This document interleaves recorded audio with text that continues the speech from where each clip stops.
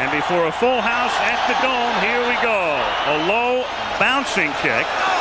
Fielded at the 1-yard line by Alan Pinkett. And it's a good run back to start things for the Oilers as he is thrust out of bounds at the 29-yard lines.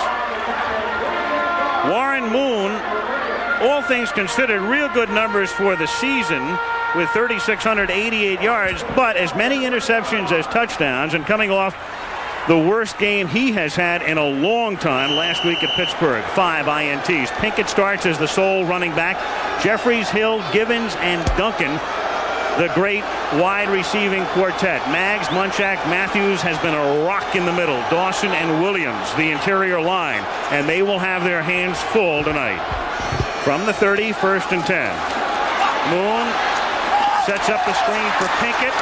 And Pinkett is taken down up at the 33-yard line by number 99, Jerome Brown. Now the guys up front for Philadelphia. That terrific foursome, White, Brown, Pitts, and Simmons. And we also see Golick in the middle from time to time. They begin with 2 linebackers, Joyner and Evans, and oftentimes Evans will come out when they have the 2 backers in. Jenkins, Allen, Booty, Waters, and Hopkins, the defensive backs. A look at Reggie White as the Oilers come to the line of scrimmage, the 33-yard line, 2nd and 7. 3 receivers to the left for Moon, who fumbles the snap. That's what happened last week against Pittsburgh. And Pittsburgh recovered, and this week Philadelphia recovers. Same play. Moon fumbled the snap, and this time it is Byron Evans who takes over for the Eagles, and so Moon begins this week the way last week ended. You know, Alan, the Eagles surprisingly challenged with their regular 4-3 defense. They didn't go with 5 defensive backs. There you see the scramble for it, and Byron Evans coming up with it. But I was kind of surprised, Dan. The Eagles came out with their regular defense. Said, you beat our regular guys, Philadelphia, Houston, and once you beat them, you're going to beat the best. And you wonder how this happens with a veteran center in Matthews and a veteran quarterback in Moon. That is Philadelphia's 40th takeaway of the season in this, their 13th game. McMahon throws on 1st down, and it's a wobbly pass and incomplete, intended for Calvin Williams. Let's take a look at this Eagle offense now with Jim McMahon. Several seasons in Chicago, helped lead into the Super Bowl after the '85 season, a brief stint in San Diego, and then on to Philly. James Joseph, rookie out of Auburn, along with Keith Byers, the versatile one. Barnett and Williams are the wideouts. Keith Jackson, a slow first half of the season, has really picked it up. Heller, McKnight, Alexander's been good in the middle. Salt, and Anton Davis, the #1 draft choice from Tennessee. A terrible beginning this year, but improving, looking better week after week. 2nd and 10 as McMahon is under pressure and gets sacked back at the 45. William Fuller and Doug Smith.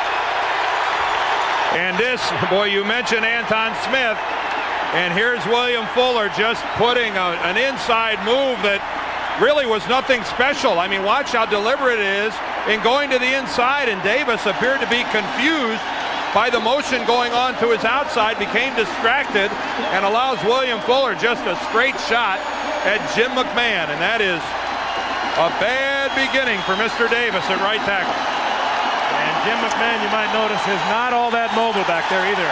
You've been watching Philadelphia this year. You know you have to protect him. You protect him, he can do a lot of damage. You get to him, and you can take him out of the game. 3rd and 21. His big problem is with his elbow, but his knee bothers him, and so does his ankle. Still, he goes deep on 3rd and 21, and incomplete, and is fortunate it wasn't intercepted. It was intended for Barnett, but he had no chance with 2 Oilers covering on the play, and it will be 4th down. And the other defense in this game is heard from. So much is made about Philadelphia, and justifiably so, with their tremendous defensive team, but people here in Houston know how good this ball club is as well. And Fuller just took Philadelphia out of field goal range with that play he made.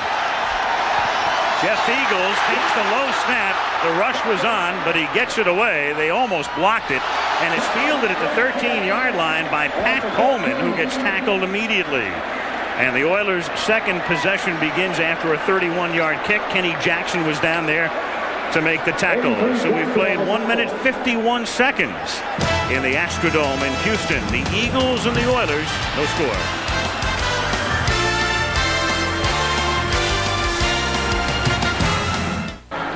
This is only the 5th time that these two teams have faced each other. And Philadelphia has won the 4 previous meetings. The Oilers have never beaten the Philadelphia Eagles. So they'd like to do that, and if they can do that, they will wrap up their first division crown ever. 1st and 10. Houston from the 13-yard line. Warren Moon gives the ball to Alan Pinkett, and he picks up 3, gets to the 16-yard line. It'll be 2nd and 7. Joyner is there to make the stop.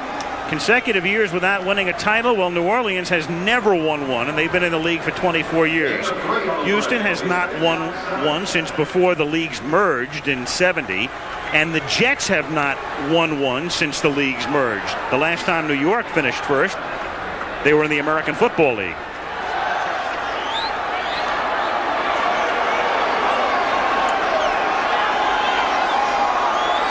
Second and 7 at the 16-yard line. No score early first quarter.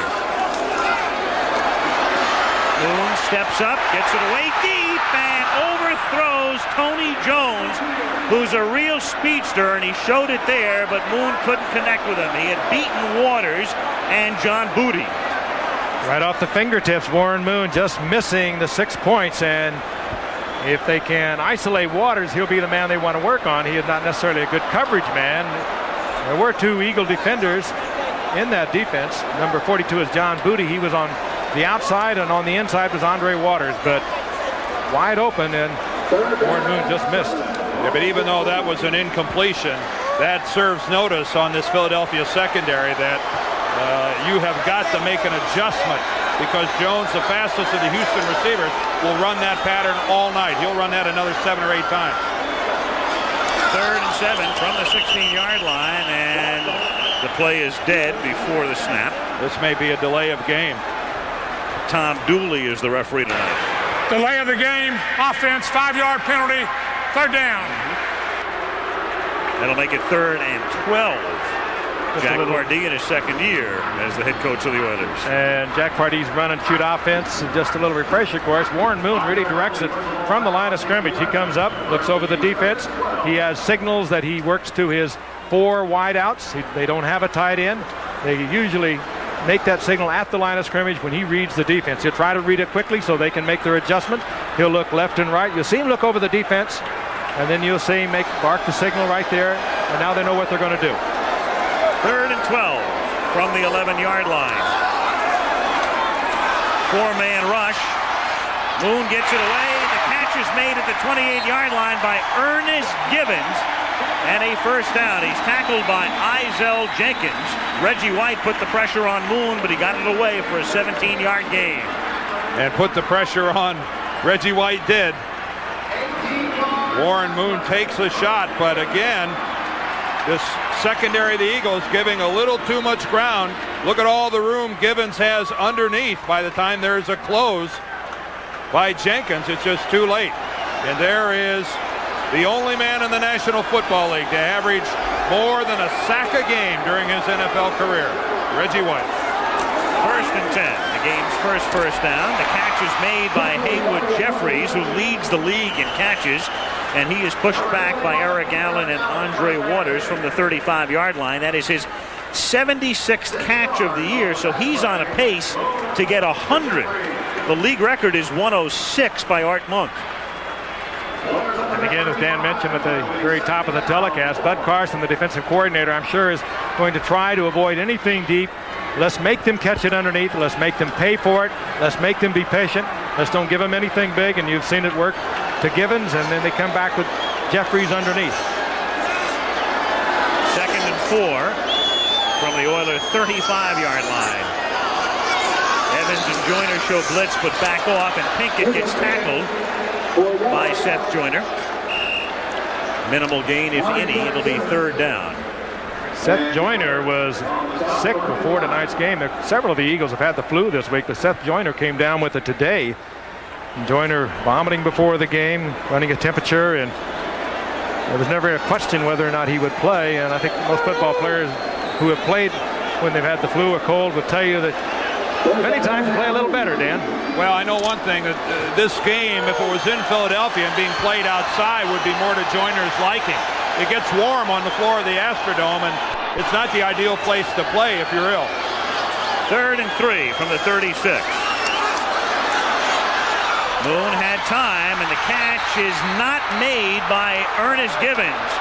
He protests, but the official right there, the head linesman, saying that it hit the ground. Coverage by Hopkins. 4th down. A little blitz on the part of the Eagles, and the Oilers picked it up, but again that isolates the single coverage on the part of the Philadelphia Eagles. Hopkins, a safety man, getting tied up on Ernest Givens. That's a bad matchup. But it was also an excellent call by the head linesman. He was right there, and he saw that even though Givens came up with the ball, you could see it bounce off the carpet. Greg Montgomery to kick. Rod Harris back to receive for Philadelphia. He was fumbling a lot early this season, but has remedied that of late. And from the 26, Harris brings it back to the 32-yard line. And that's where the Eagles will begin that drive after Al Smith makes the tackle. 9:50 left in the first quarter in Texas. No score. Re-emerged in their backfield. The Dolphins with a pretty soft schedule the rest of the way and in good shape for a wild card against the Bengals. Left for dead until yesterday. They were 1-11 going in against the Giants, and of course they beat New York. Next week, Bengals Dolphins on Monday night. Jim McMahon has begun the game 0 for his first 2, and on first down he gives the ball to James Joseph, the rookie from Auburn, who finds some room and picks up a first down. Bubba McDowell forces him out of bounds. Now, so much said about the Eagle defense, we forget about the Oilers. That's a real good foursome. Fuller and Childress, Smith and Jones. And then the linebackers, Lathan really coming on out of the University of Houston, second year. Al Smith, a quiet guy, having a great year, and Meads, the other backer. Dishman's been hurt, but he's starting tonight. Johnson on the other side. McDowell and Orlando, two pretty good safeties. 1st and 10. Philadelphia from the 45-yard line. McMahon falls down as he gives it to Joseph, and Joseph gets knocked back by Doug Smith and his pals. Get out of the way. Doug Smith, like a lot of the Oilers, playing hurt tonight, a very sore knee. It's one of the problems that Jack Pardee will tell you he's had, getting enough guys to practice intensely over the course of the week. He has 6 or 7 players that are nicked. Not bad enough that they can't play, but they just can't practice, and it really affects the way you play. But that time, superb move by Doug Smith, sliding to the left, just a head-on tackle by the 300-pounder. Randall Cunningham, injured on opening day, but his rehabilitation process proceeding nicely, according to Randall. And Rich Kotite and the medical staff, and they expect him to be 100% by the beginning of next year. Joseph goes next to nowhere as he reaches the 45-yard line, and that's going to set up a 3rd and 10, and Al Smith, the middle linebacker, 54, is there for the tackle. He leads the team in tackles. Now, the league average from the line of scrimmage is 3.9 yards a carry. The Eagles a full yard below that, and that is the worst in the league. And only the 1986 New England Patriots in the past 25 years averaged less than 3 yards a rush. The irony is the Patriots made the playoffs that year, and the Eagles could very well do it this year. At least Richie Kotite doesn't tell you they're going to establish the running game to get the passing game going. Yeah. 3rd and 10 from the 45. And they dump it off to the venerable Roy Green, but he pays the price before he can get the first down. He is tackled by Chris Dishman, and then Marcus Robertson as well. The two of them converge to stop him about 1.5 yards shy of the first. Yeah, Roy sat back in the backfield and acted like he was going to block, and then just kind of slyly released through the middle of the offensive line, and it looked like he was going to get the first down. I thought he was going to pick it up. He went a little more lateral than straight upfield and ended up being caught about 1 yard short. Siegels to punt. Again, the rush is on, but he gets away a boomer. It bounces into the end zone and through, and it'll come out to the 20-yard line. 7:09 remaining in the Astrodome. First quarter, 0-0. Season, you can make a case for everybody along that front line winding up in Honolulu in the Pro Bowl. Well, Jerome has been there with Reggie White. Really, Clyde Simmons is a guy that's really due to go. Their right defensive end. He leads the team, tied with Reggie with 11 sacks, and has never been to a Pro Bowl. And this year is, I think, his year. First down, Oilers from the 20, no score. This is their third possession, and Moon has his pass knocked down by Jerome Brown on cue. Spotlight him, and he turns in a big play. Well, as is often the case, a defensive lineman blocks a pass because he didn't get off the line of scrimmage. Jerome Brown was really well blocked on that play and jumps up. You can see he's 5 yards away from Warren Moon and times his leap perfectly. Again, the Eagles staying with their pure 4-3. They can do that because Seth Joyner is such a good man on the pass coverage, and so is their rookie from Texas A&M, William Thomas. And now on second down, they seem to establish a trend. They bring in the fifth defensive back, and William Thomas comes out. Now they're in their nickel. And Booty is that nickel back. 2nd and 10 from the 20-yard line. And the catch is not made. That's a one-hopper, and that's the second time that Givens has one-hopped one, but the head linesman was right there to say, no, sir. And that's the kind of a play that you wonder how many of those a ball game Houston can afford to waste. Moon had excellent protection. Everybody up front did a good job. Pink at the back made a pickup, and he had a wide open man and short hopped the pass. That is I mean, look at the protection Warren Moon got. Pretty stout up front, and he one hops it in there. Those are the kind you just can't afford to give away against Philadelphia. 3rd and 10, Houston from the 20. No score, 7 minutes to play, first quarter. And the Eagles come across the line. Jerome Brown, unless he was enticed, is the guilty Eagle. I sure didn't see anybody move. Encroachment, 99 on the defense. 3rd down. One of the things Warren Moon talked about that he had to do this week, all week in practice, they stressed on it, was Moon was going to change up his snap counts. As a quarterback, he's very cognizant of not getting caught on going on one hut, two huts, and you can see he really caught Philadelphia that time by going on the 3rd or the 4th hut. What a break that is for his offensive lineman to have an intelligent quarterback change up the snap count. 3rd and 5. The blitz, it's picked up, and the pass is caught by Givens, who nearly has his head taken off, and a flag comes in after the play up at the 45-yard line. I think that was an elbow to the head. The flag was in there instantly. Who was that, Hopkins, that came up and unloaded? You're allowed to hit a player. That's obvious. This is a contact sport. But not with an elbow. You can't take a forearm and hit somebody in the head with it. You cannot do it. And I think what we're going to see here is a blatant shot to the head. And that will bring the flag. We have a personal foul, number 48 defense. After the catch, he hit him in the head. Unnecessary roughness. Givens concentrating on the ball. He's totally vulnerable. Hopkins, instead of taking a pure shot, he just threw an elbow right to the head. Watch this. Coming in from the right. There is the elbow right to the face mask. And you're right, that'll bring the flag, and deservedly so. And Ernest Givens, there's the best look we're going to see. Right there, you see the forearm to the face. Wes Hopkins has had multiple personal foul games before and starts off with one here in the first quarter. And that's a bad one. Ernest Givens was helped off the field. And Wes Hopkins is the man who received the personal foul penalty, costing his team 15, moving Houston into Philadelphia territory for the first time in the game at the 40. Pat Coleman, 87, takes Givens' place. Moon, nice protection, then throws over the middle, and the catch is made by Haywood Jeffries. But the head linesman says no, didn't have it. And that was really, I think, a high-quality play by Seth Joyner, who strips the ball away. That's the kind of catch Jeffries is going to make. I think Joyner just did an exemplary job of stripping Jeffries' arms away so he didn't come away with a catch. He is one of the best in the leagues at anything to do with pass defense. Look at that. He's all the way back about 15 yards, gets back into the play, strips it out of there. This guy can blitz.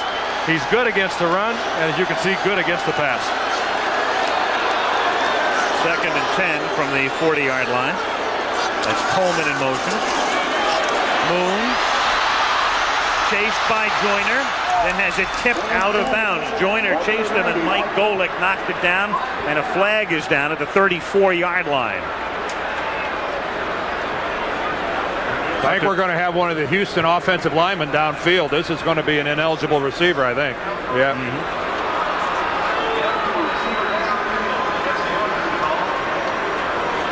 The Oilers have been the most penalized team in the league the past 4 seasons. You could understand it. Glanville. We have an illegal receiver downfield on the pass. 10-yard penalty. We will repeat 2nd down. 3 of those seasons belonged to Glanville, but Pardee was here last year, and the same thing happened. Exactly right. Jack Pardee. Some people win, some people lose, some people hang in the middle. This guy wins no matter where he is. Great all-pro linebacker with the Rams, and then later, of course, with the Washington Redskins under George Allen at both places, and they continue to look at Ernest Givens, and don't know for sure whether that elbow got through the mask or not, but they are icing down his nose at the moment. 2nd and 20 at the 50-yard line.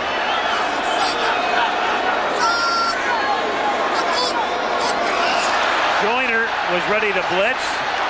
That provokes the flags, creates a free play, and Houston can't take advantage of it as Coleman drops it. But it'll be a 5-yard penalty. It'll be Joyner. Joyner had a first quarter last week. Offsides, 59 defense. 2nd down. That a linebacker would have to dream about. He hits Gelbaugh, the quarterback, creating an interception, picks up a fumble and runs it in for a touchdown, then creates a fumble in the end zone that Clyde Simmons covers for a touchdown, all in 15 minutes of play. He also has 3 interceptions on the year. A moment ago, we saw him deep in the pass coverage, and we saw him chase Moon out of the pocket. And Moon is doing a good job. Not only is he changing the count, he's giving it the old John Elway hard count. And the Eagles are really pumped up for this game, and now we've had 2 offsides here in the early going. 2nd and 15, basic 4-man front and a 4-man rush. But Moon is protected, gets it away. Jeffries loses the ball. The interception by Seth Joyner. And Joyner brings it back out to the 48-yard line. If he had possession, it's a fumble recovery. If he didn't, it's an interception. And this will go directly to the replay booth. You can count on it. Al's point is exactly right. The determining factor, did he have possession? Did both feet come in contact with the field while he was in possession of the football? Let's watch this thing closely. Andre Waters applies the hit. All right, take a look at it. There's Jeffries. Well, he's got the football. There's no doubt that this is a legitimate interception. Andre Waters with the good hit from behind, and that will stand. It's officially ruled a reception and then a fumble, so it would be a fumble recovery and a run back as Byers carries for the first time and takes the ball across the 50 and into Houston territory at the 48-yard line. Darrell Smith, the backup lineman, holds him up before he collides with the bench. And as the Eagles do so well, they create turnovers. Even with mistakes, Wes Hopkins' personal foul, Joyner's jumping off sides, still they're good enough to overcome these types of mistakes. Waters with his helmet right on that ball. Yep. They've been doing this all year long. 2nd and 6 at the 48, 5:55 to go. First quarter, no score. That's Maurice Johnson, the second tight end in motion, and McMahon airs it out, and open is Freddie Barnett, and Barnett is inside the 10. He beats Richard Johnson. It'll be 1st and goal from the 9, but did he have both feet in bounds? They'll take a look at it.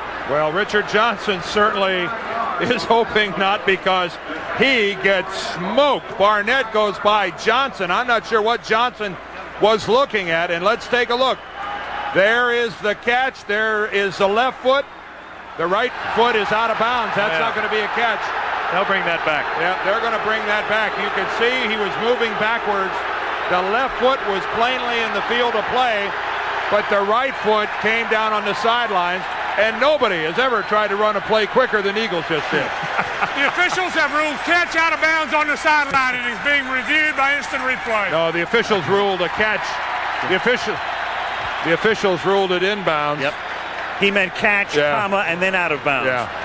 And there's little or no question about this. Barnett just flew by. Well, now, the question is, where was the right foot when he caught the ball? You know, Kenny, can we back that thing up? Yep. His right foot might be down when he first makes contact with the ball. Al, I agree with you. There's a question as to whether his right foot was down before he had to make the left foot go down. Let's look at it here. Did he catch it with the right foot down? See, that's his left foot in the air. Is his right foot down there? It's obscured by Johnson. Oh, now again, we're dealing with having to see something conclusive to overturn what was called on the field. The back judge, Bill Lovett, was right there in perfect position to view it. Well, if anybody's got another look, we do. All right, let's look here.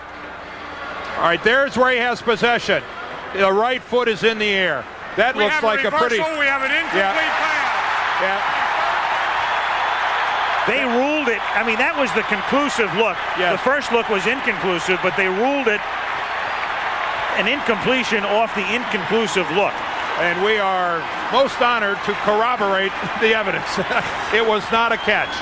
And meanwhile, kind of lost in all, that was the fact that Barnett just blew by Richard Johnson. And we're going to see some more of that. And you saw Chris Dishman walking back with Johnson there, trying to pump him up a little bit. All right, again, what's at issue here is the right foot. There's the catch, and the right foot is plainly up in the air. The left foot will come down, and then the right foot hits out of bounds. One of the rare times they're going to catch Houston in a man-for-man situation. They love the zone, and that time they were man-for-man, and Barnett just blew by Johnson. 3rd and 6 from the shotgun. McMahon fakes the give, throws to Byers, and Byers takes it to the 44-yard line, loses the football, but he was out of bounds, or was he? They're going to rule he was down because the ball came out when Byers hit the ground. Play is dead. At least that's what they called it. They're saying the ground caused the fumble because he kept the clock winding. And it is Philadelphia's ball. Ground caused the fumble. Play is dead where Byers was tackled at the 45-yard line. But not enough for a first down. And that was exactly the right call. But he is 2 yards shy of the first. The Eagles have to kick. Fiegels to put it in the air.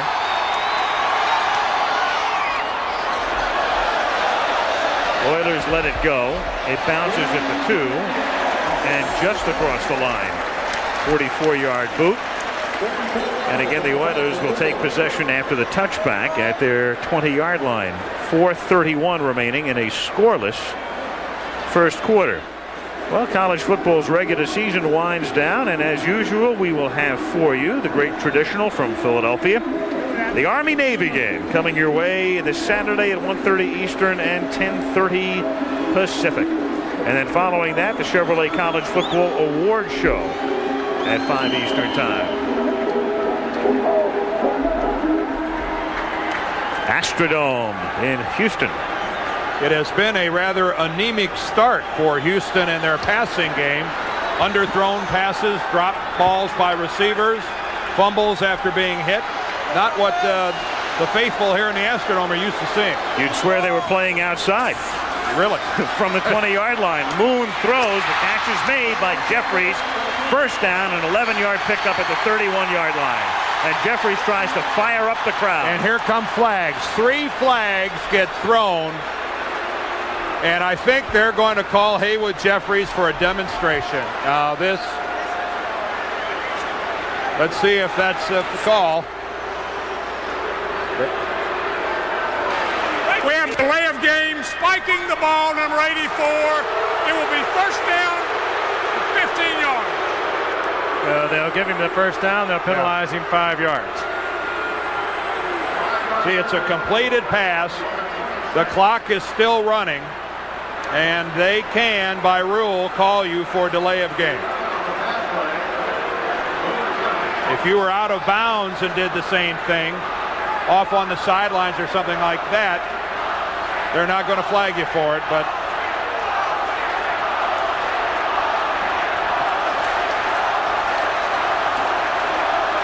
I think it's been that kind of a frustrating beginning to this ball game for Jeffries and the Oiler receivers. And right now it was cause for a mini celebration to have a catch, Frank, and a completion that was good for a first down.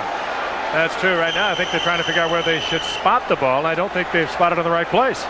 Well, should be up around the 31-yard line. He catches it at the 31. And the penalty. Right. They're correct because that's the end of the play, and then it's a dead ball foul, 5-yard penalty back to the 26. Right. We're sure, but they're not.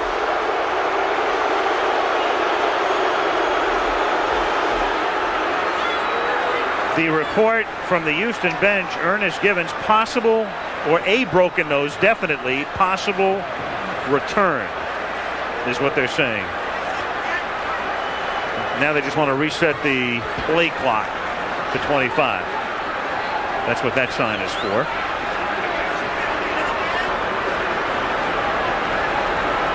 Philadelphia going in and out of their regular 4-3. They change on almost every play, either back to the 4-3 or the nickel. And a couple of times they've had 6 defensive backs in. Bud Carson, the defensive coordinator, giving Houston a different look on almost every play. Well, it's 4 DBs and 3 linebackers now. And Reggie. Alan Pinkett. Stopped by Reggie White. Pinkett is the smaller of the 2 running backs. You would think, especially if Philadelphia is able to mount a lot of pressure against Moon, they would bring Lorenzo White, the bigger of the 2, who outweighs Pinkett by about 25 to 30 pounds, into the game. And there's White now standing on the sidelines, and you're exactly right, Al. White, the best pass blocker of the 2. Pinkett, probably the more explosive runner. And given Philadelphia's turnover ratio, Pinkett is a sure-handed ball carrier if you're going to run the football, so they like to have him in there for the run. Moon on second down throws, and the catch is made by Drew Hill in his 12th year, stopped by Eric Allen out of the 32-yard line.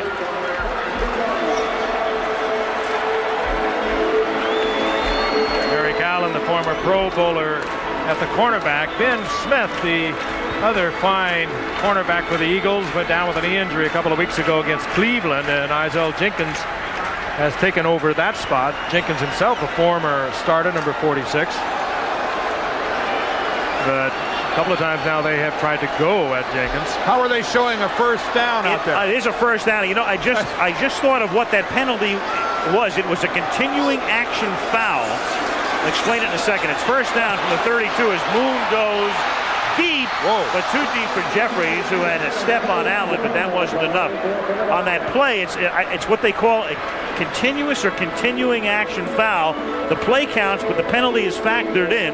So he got the 11-yard gain with the 5-yard penalty, and it made it 1st and 4. After it was down, I thought they would give them the first down, move the yard markers, and make it a 1st and 15. But you're right, it's a continuing action foul. But he made the announcement and said it was 1st and 15. Well, that's what I thought it would have been, because never believe everything you hear. Yeah, really. Whoa, as this game got complex. Words of wisdom for our audience, for sure. Givens is back in the game. It is 2nd and 10 at the 32-yard line. No score, 2:12 to play in the first quarter. And Moon gets dropped. The ball is loose. And Houston has maintained possession. Seth Joyner is the guy who creates the fumble. And Don Maggs, the tackle, covers up. Well, Joyner's been listening to you talk about his first 15 minutes last week. Here we go again. Seth Joyner has been everywhere tonight. He's been that way all year. 3 interceptions coming into tonight's game. Al talked about his 2 fumble recoveries, or forced fumbled. One he took in himself, and the other one Clyde Simmons took in. Here he is with the sack. We've seen him deep in the coverage. He's just having a great year. I talked about him at the top of the show about how he's their wild card. Everybody gets so preoccupied with that front 4. He pretty well roams at will and really causes some real problems. 3rd and 14. Moon has to get him out to the 42-yard line. The catch is made at the 37 by Givens. but he is out of bounds at about the 38-yard line. Thus, he is shy of the first down. Otis Smith with the coverage. Well, if you wonder whether they earned their money or not, Givens went off shaking, wobbling off the field. They treated what they said could very well be a broken nose, and now he's back in the game and he makes the reception. He's got a shield though on his face mask. That's new. That wasn't there before. So some additional protection for the old damaged schnoz. Greg Montgomery had a great year last year. Would have led the league in punting, but he didn't punt enough. Didn't have the minimum number of punts. This is not a particularly good kick. And it is out of bounds at the 27-yard line, and Philadelphia will take it at that spot. 56 seconds to go in the first quarter. Kind of shaky beginning, but when you consider what's on the line here tonight, and for the Oilers, a continuing battle with Buffalo for that home field in the playoffs. They win the division if they win tonight. And the Eagles, well, it's not sudden death, but they look at it as sudden death. They're 7-5, and they feel they must win tonight. Look how close we've been, though, to a couple big plays. It takes a replay reversal to take away the catch by Barnett, and Tony Jones is wide open for Houston, and Moon overthrows him. I mean, we've been on the verge of some scoring in this ballgame. Very close. Eagles from their own 27-yard line. The short drop by McMahon, the quick flip to Williams, and Williams gets popped up at the 35-yard line after an 8-yard gain. Yeah, we've talked about Seth Joyner tonight. The left linebacker for the Oilers having himself quite a year or two. Lamar Lathan has his own 3 interceptions, a 52-yard touchdown early in the year against Cincinnati. He's been everywhere. Forced several fumbles this year. Jack Pardee, of course, coached him and took him number 1 out of the University of Houston. 2nd and 2. That's Byers in the backfield behind McMahon. They give it to Keith Byers. He finds room to the 40. That's a first down. He is tackled by Johnny Meads, and that will end the first quarter. So they play the period in fits and starts here at the Astrodome. End of 1, no score. And we'll return with Monday Night Football after this message and a word from our ABC station. Gave us so many thrills in the '84 Olympics, won the all-around gold there. She's with her husband, a former University of Texas quarterback, Shannon Kelly, and they're looking on and enjoying tonight's game. And they're looking on as we begin the second quarter with no score. Philadelphia first and 10 at its own 40-yard line. Jim McMahon throws a duck, but it's caught by Keith Byers, a wobbler up at the 47, tackled by Lathan.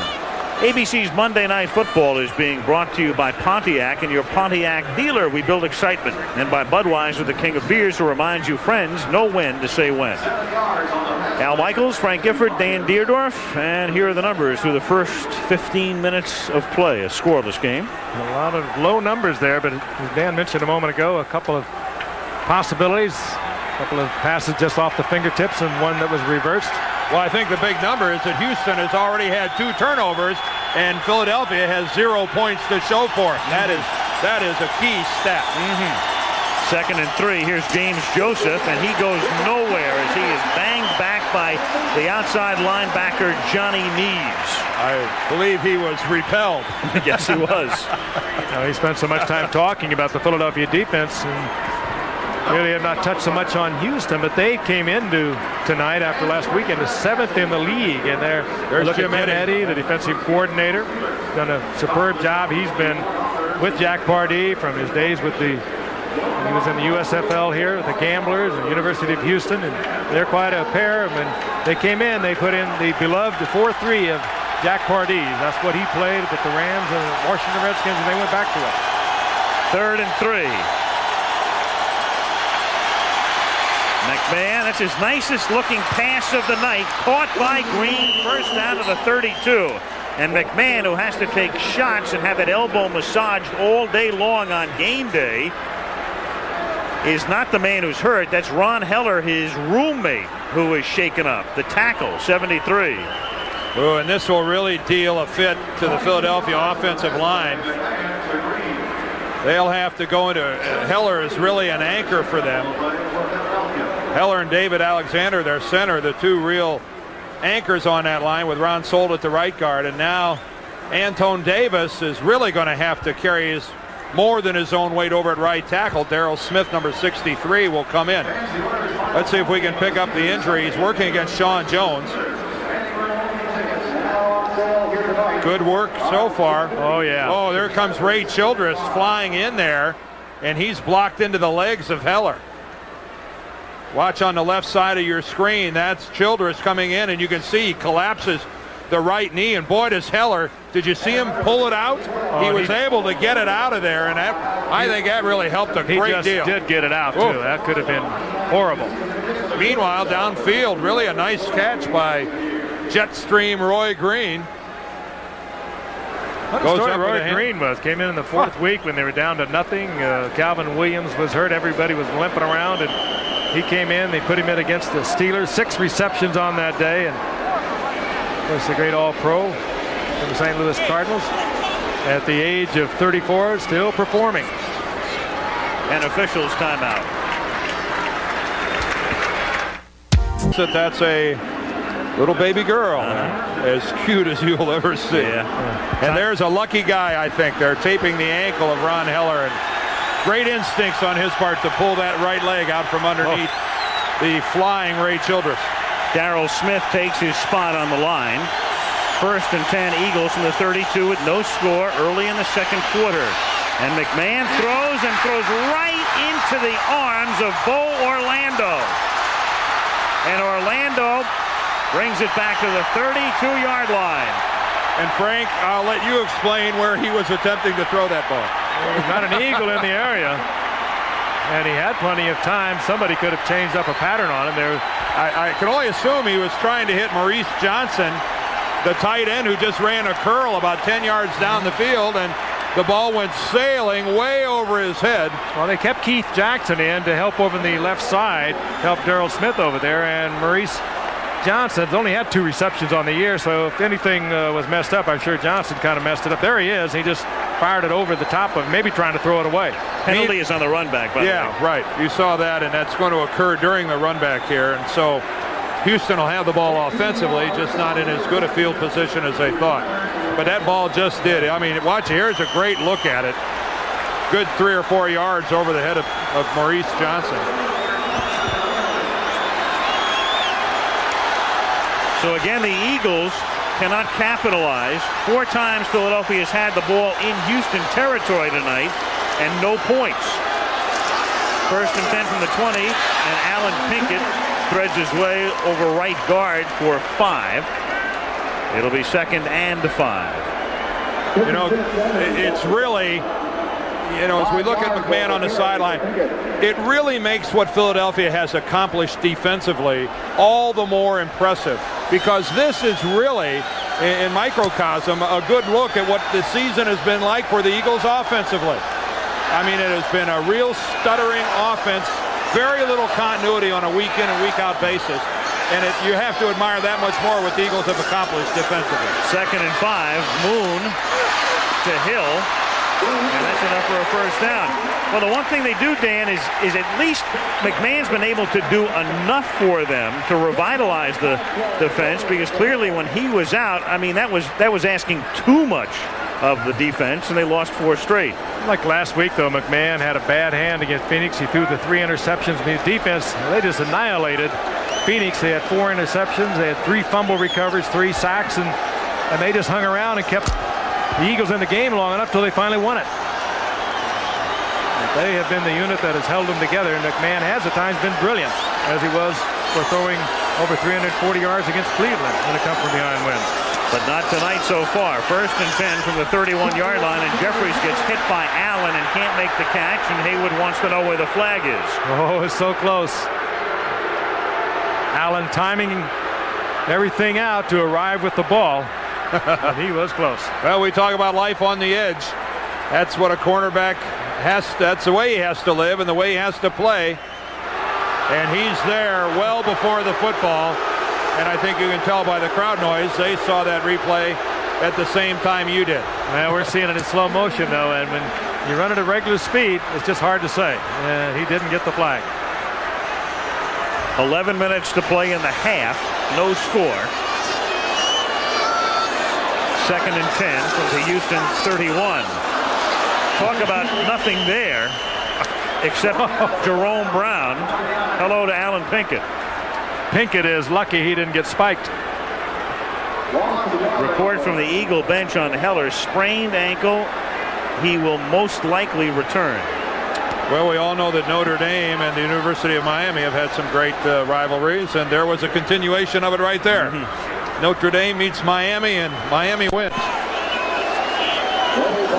Look at Heller on the sideline, and the man who is spelling him for the moment anyway, Darryl Smith. Oh, Heller is so lucky.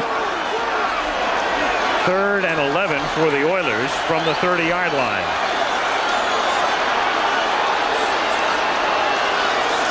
Drew Hill is the man in motion. Here they come on the blitz, and that's John Booty giving Moon a greeting at the 19-yard line. A changing look by Bud Carson, the defensive coordinator. They come with the safety blitz. They bring Seth Joyner, one of the linebackers, and it's really tough to protect your quarterback. You don't have a tight end you can keep in and protect. That means those defensive ends are coming in from so much closer. Here they come. Booty is the bottom of your screen, and there's just no way that Munchak could get out there and get him. Had he been on the outside of a tight end, he would have been far enough for Munchak to get there. Here's Montgomery to punt. Rod Harris back to receive. It's a bad kick. Good bounce. It's a very, very good Houston bounce. That was a terrible looking kick, and they're fanning it, and it's a 27-yard bounce and roll. That'll look pretty good at contract time. 9:43 to go in a scoreless first half. Better to be lucky than good. Moon was lucky. Whether it would be high scoring or low scoring, clearly nothing on the board yet, but I wouldn't be surprised to see a lot of points before the night's done. I think, again, it's a real credit to Bud Carson, what he's done. He's changing defenses almost on every play. Yeah, but you got two defenses that are allowing, what, 16 and 14 points a game. So, I mean, a lot of points in a game like this is 20. Well, I think the defenses are capable of creating some points on their own, as Philadelphia proved last week. Houston clearly can do it. But to this point in the game, we played 20 minutes and a couple of zeros up on the board as Byers takes it around the right side for a gain of about 4. The one thing that is obvious as you watch these two teams go at each other is that it's December. I mean, like in hockey, the way it picks up during the playoffs, and the same in any sport in postseason, the month of December in the NFL falls into that category. The urgency involved with both teams knowing that they have to win a game, it's what makes it exciting even if there's no score. 2nd and 7. Ron Heller is back in the game, and that is rejected by Doug Smith. And Houston has a 99 of its own. That's right. Jerome Brown batted one for the Eagles wearing 99, and there's Big Doug doing it. Houston coming with the blitz, and Doug Jones just laying off the line of scrimmage out there to pick up a screen if there was one. Jim McMahon read it, tried to go to the short man, and he batted it away. Doug Smith having a big year after a troublesome one a year ago with a bad back. McMahon is perfect in his read, tries to get it to the back coming out of the backfield, and Smith laying on the line of scrimmage looking for a draw or a screen, bats it away. 3rd and 7. 8:51 to go. First half. Nothing. 4-man rush. Pressure in the sack. McMahon is dropped at the 16-yard line by the two outside men, Sean Jones and William Fuller. And if you were wondering, Ron Heller was back in the offensive line. That was just a total collapse right along the line of scrimmage. I think William Fuller went through 3 people to get there. He went by Anton Davis. Keith Jackson, the tight end, is staying in there as well. Watch Fuller, 95, go between Jackson, go between Davis, and then he's going to run over a back. Then he goes right through James Joseph and ends up on top of the quarterback. And Jackson couldn't even hold him. You triple team a guy and he still sacks your quarterback. They're going to get one of these before the night's over. Jeff Fiegels, there's a flag down. It's out of bounds at about the 43-yard line. There's a flag at the line of scrimmage. Tom Dooley will tell us. They're getting closer and closer to blocking a kick. Disregard the flag. There is no foul. He pulled a man on the line of scrimmage, but nobody went through the hole. TV time. Okay. Well, you're not allowed to pull anyone out of the line of scrimmage if you bring a linebacker through that gap. TV time, huh? Commercial. Let's sell something. Our night complimenting the great Craig T. Nelson and coach Tim Allen and Home Improvement. Full house, Roseanne, home front. All part of the big Tuesday night lineup right here on ABC. 1st and 10 for the Oilers from the 44-yard line. Moon throws over the middle, and Drew Hill makes the catch. Did he have possession? Wes Hopkins was there, and they are saying incomplete. This time Drew Hill, and again Wes Hopkins. And Drew Hill stays on the carpet, and the pass that could have been ruled incomplete, I think. Well, that's the kind of hit that Wes Hopkins needs to make from that free safety position, but without throwing the elbow, which is exactly what he did not do there. I mean, that is a clean, legitimate hit. That's the way the game is supposed to be played. 1 is down, 2 is down. I think that's a legitimate catch.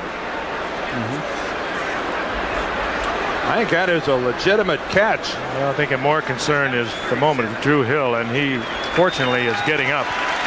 He took a tremendous shot. You saw his head just ricochet back. Hopkins coming in there with the shoulder, perfectly legal. When you send those little guys across the middle, that's what's going to happen. Well, I think he came down. Now, just toss this out. There's 1, there's 2. He gets hit, and then the ball comes out when he hits the ground. I mean, that...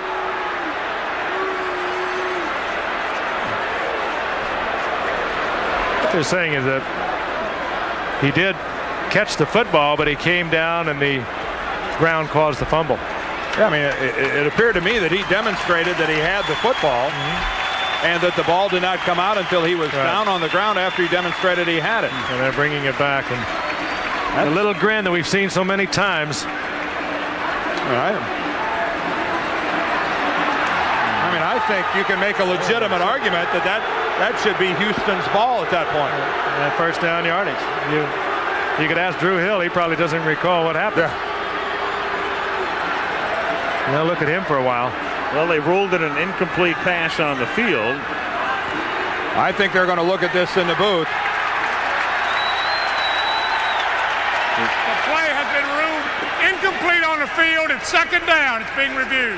Tom Kelleher is the replay official. The criteria is that they want you to have both feet on the ground and demonstrate that you have possession. After the vicious hit by Hopkins, a vicious but legal hit, I thought possession was intact until Hill goes down and touches the ground. I mean, at that point in time, it's a legitimate catch. I think he's got the ball there. He's still got it there, and then the ball comes out. I mean, Richie, of course, doesn't understand the need for a replay. Whose ox is being gored, I think, is the appropriate question here. And the goree that time was Drew Hill. And I think at Drew Hill, he's been doing this for 12 years. Came from the Los Angeles Rams back in '85. We have a reversal. It's a catch. We're going to bring it up. Give Houston a... Yeah, I mean, I think that's first down. Is that right? Yeah, and I think that's why we have the system. Like it or don't like it, that's where it works effectively.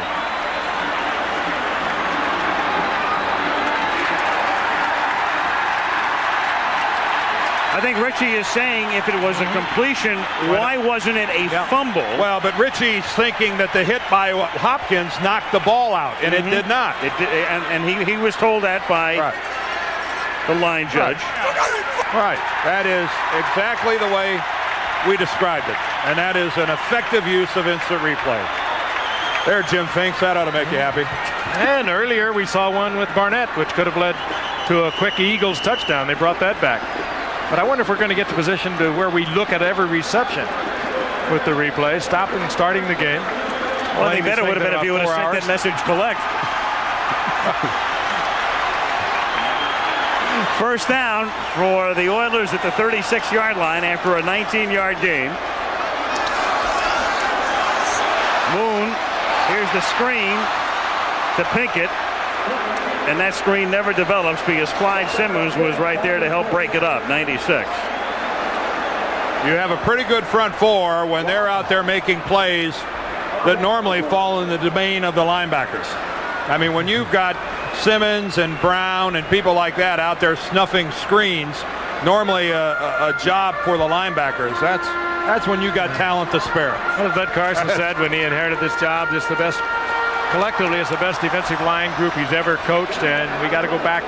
He coached that Steel Curtain group with the Pittsburgh Steelers back in the early 70s. He says this is the best he's ever had. Second and 11 at the 37-yard line. 7 minutes to go in the half. No score. Draw to Pinkett. Knocked away by Joyner. He's amazing. Eagles have it again. He is amazing. Well, book this guy a room in Hawaii because he's going to the Pro Bowl. That's the tandem of Joyner and Simmons. Last week in Phoenix, we mentioned Joyner was able to create a fumble in the end zone, and Simmons recovered it, and they pulled it off again here. Yeah. Well, they ought to. Maybe they'll room together. By the way, Pinkett does not fumble all year long carrying the football. One of the reasons he was in there tonight, because the Eagles do this all the time. The Auries are trying to strip the ball. They're very successful. This time, Pinkett coughs it up. Maybe Joyner and Simmons will room together.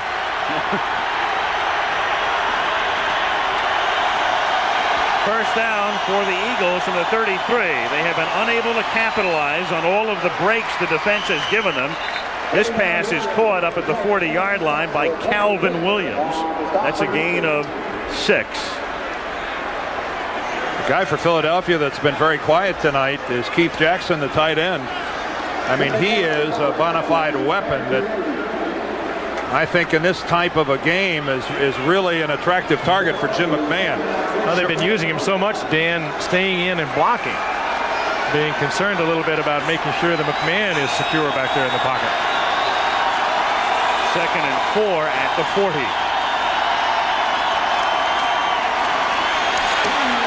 Byers nearly was stopped behind the line of scrimmage and then just keeps on moving and has a first down as he gets it across midfield to the 48-yard line of the Oilers. And you know who really sprung him? Ron Heller, who comes back into the ball game, makes a nice seal block on the left side. A guy who's back in there after hurting his ankle, and he's the guy that really allowed Keith Byers to spring out of there. There's Heller there at the top of the screen. He comes down, and he's going to turn back to the outside. Sean Jones misses the tackle, and the rest is all Keith Byers. Oh, what an effort by Byers. Boy, you got it. This is the 5th time Philadelphia's had the ball in Houston territory. McMahon, that's caught by Williams. He's tackled at the 41-yard line by Richard Johnson, and that's a gain of 7. Clock running with 5:15 to go in a thus far scoreless first half. Get the idea that eventually somebody will score. I think.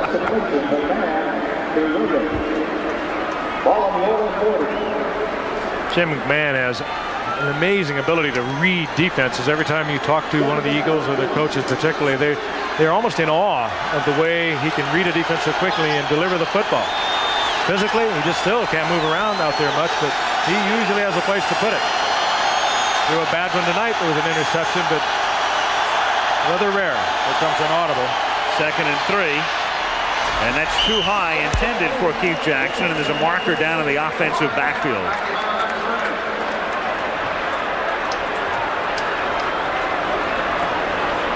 And that's against the Oilers, and that is going to give Philadelphia a first down.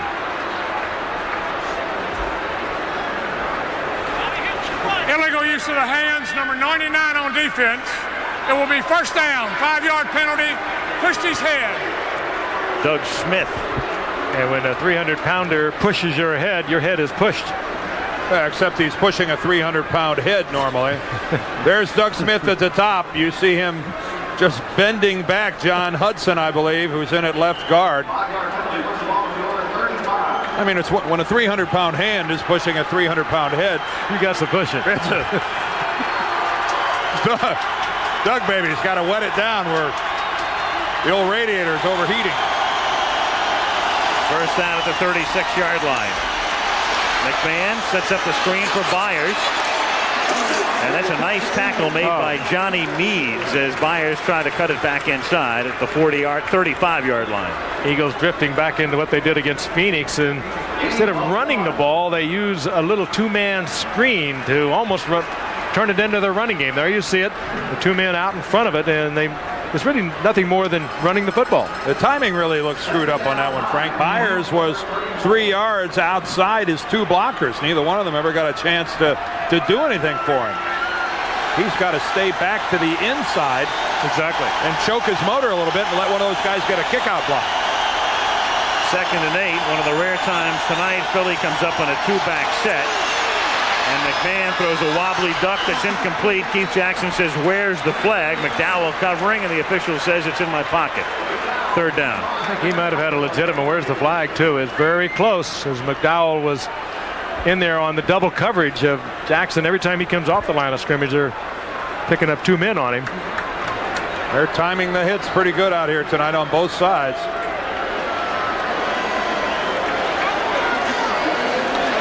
Now having a good year as 4 interceptions for the Oilers. 2 or 3 fumble recoveries. 3rd and 8 at the 35. 3:44 to go in the half. No score. Shotgun.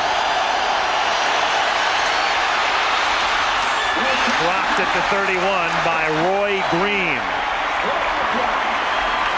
McMahon hobbling. He's hobbling from the brace that he wears on the right knee. He's going down to 1 brace now. We saw him earlier in the year with a couple of them, but it's a less cumbersome one also there on the right knee, as you can see. But here he fires one to Roy Green. Roy Green says, "I don't have enough for the first." Kind of looks that one out of the hands as he checks out Dishman, who's going to unload on him. Yeah, I think Roy kind of bat that in a way. I think you could say that he was checking out Dishman. Eagles want a timeout to determine their next move here. 3:39 remaining. They're a little far for Ruzek. The line of scrimmage is the 35. Timeout Philly. Field goal. Longest this year, as you see, 48. Last year in Miami outside, he kicked a 53-yarder and a key one. Well, forget that. Now he's coming off the field and they're going to punt it. I think they probably are concerned about it getting blocked out here. They're very sure of their defense. They just don't want anything blocked at this point. You have to, the trajectory off the field goal from this far has to be so low that could be blocked very easily. Eagles hangs it, but the Eagles cannot down it. And thus it comes back to the 20-yard line. And they pick up 15 yards on this punt. 3:31 remaining. Now, we talked about the remaining schedule earlier of the Eagles. The Giants have the toughest remaining schedule of those in playoff contention. The Raiders, who meet Buffalo next week in L.A., the second toughest.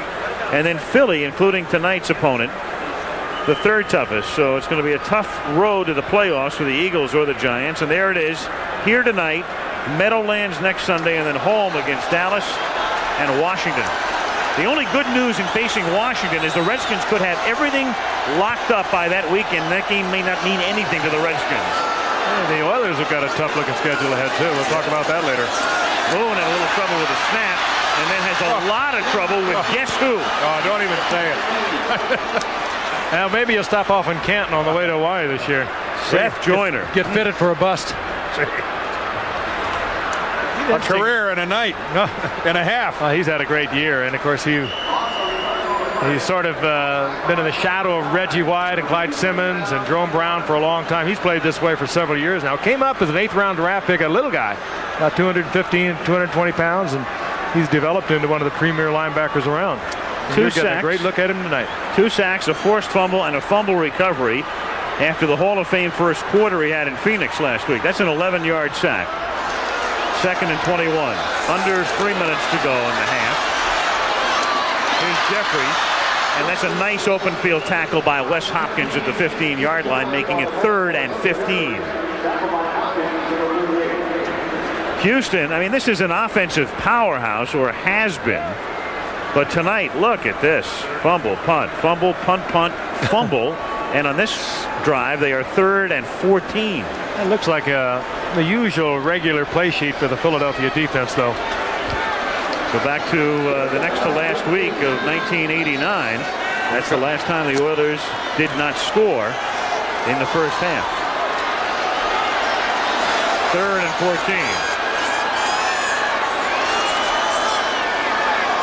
Joyner showing blitz there in the middle. But then he backs off into coverage. And Moon throws, and that's complete up at the 28, but not enough for a first down. Jeffries makes the catch, but they gave him room underneath. Booty with the tackle, and the Oilers have to kick as we come to the 2-minute warning. Good play by Booty. Former Jet, played under Bud Carson with the Jets, and he forces the play inside first down yardage on the part of Jeffries. 7 possessions for the Oilers, 3 fumbles, 4 punts. We have our annual visit by Professor Irwin Corey to try to explain it. He's here. Houston to kick on 4th and 2. Montgomery to punt it. Ron Harris back. That's a great kick. Tremendous kick. Harris fields at the 11. Nearly gets tackled at the 9 and then does. Boy, we're putting the calculator to it now. 60 yards. And -3 on the return. A net 63-yard punt. That'll work for you.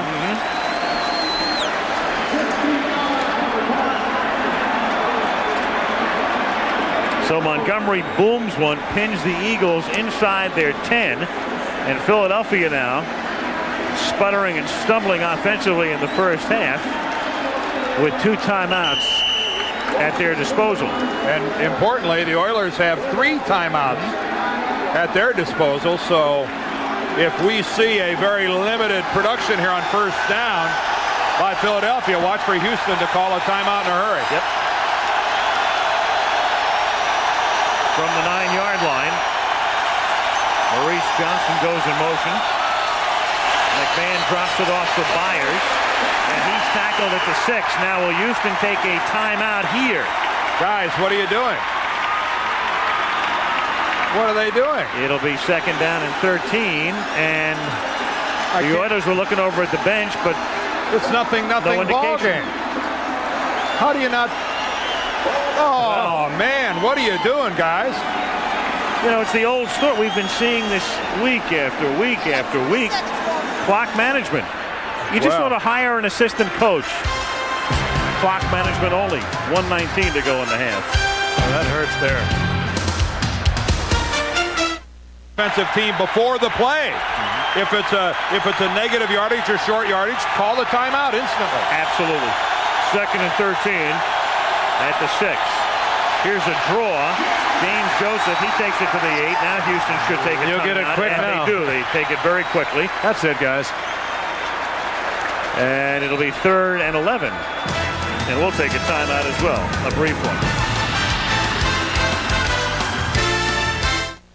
You can count on the Oilers taking their last time out. And if the Eagles try for the first down and it's an incomplete pass, Houston is spared having to use that final timeout. So if it is going to be in the air, look for some very high percentage toss. McMahon from the gun. Oh, I think we had a false start on the right guard. Rob Selby. Yeah, we had a quiver. Little hard count by McMahon, a little lift of the right foot. Prior to the snap, we have a false start. 75 offense. I guess it was McMahon's left foot.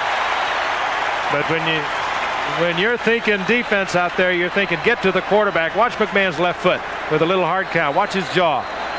Twang. And here they come. Center David Alexander popping his head up also, which he's allowed to do. 3rd and 14 from,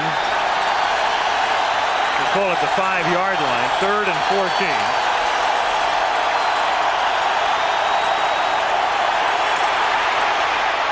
McMahon going deep, and the catch is made by Barnett.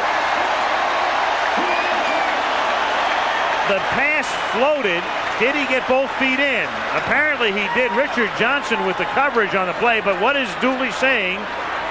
Well, they're saying he was out. They're saying he was out, but take another look at this. If he's out on this one, this will be 2 for Barnett tonight. What looked like the initial call by the referee on the sidelines, by the official on the sidelines, was a legitimate catch, but then he quickly waved it off.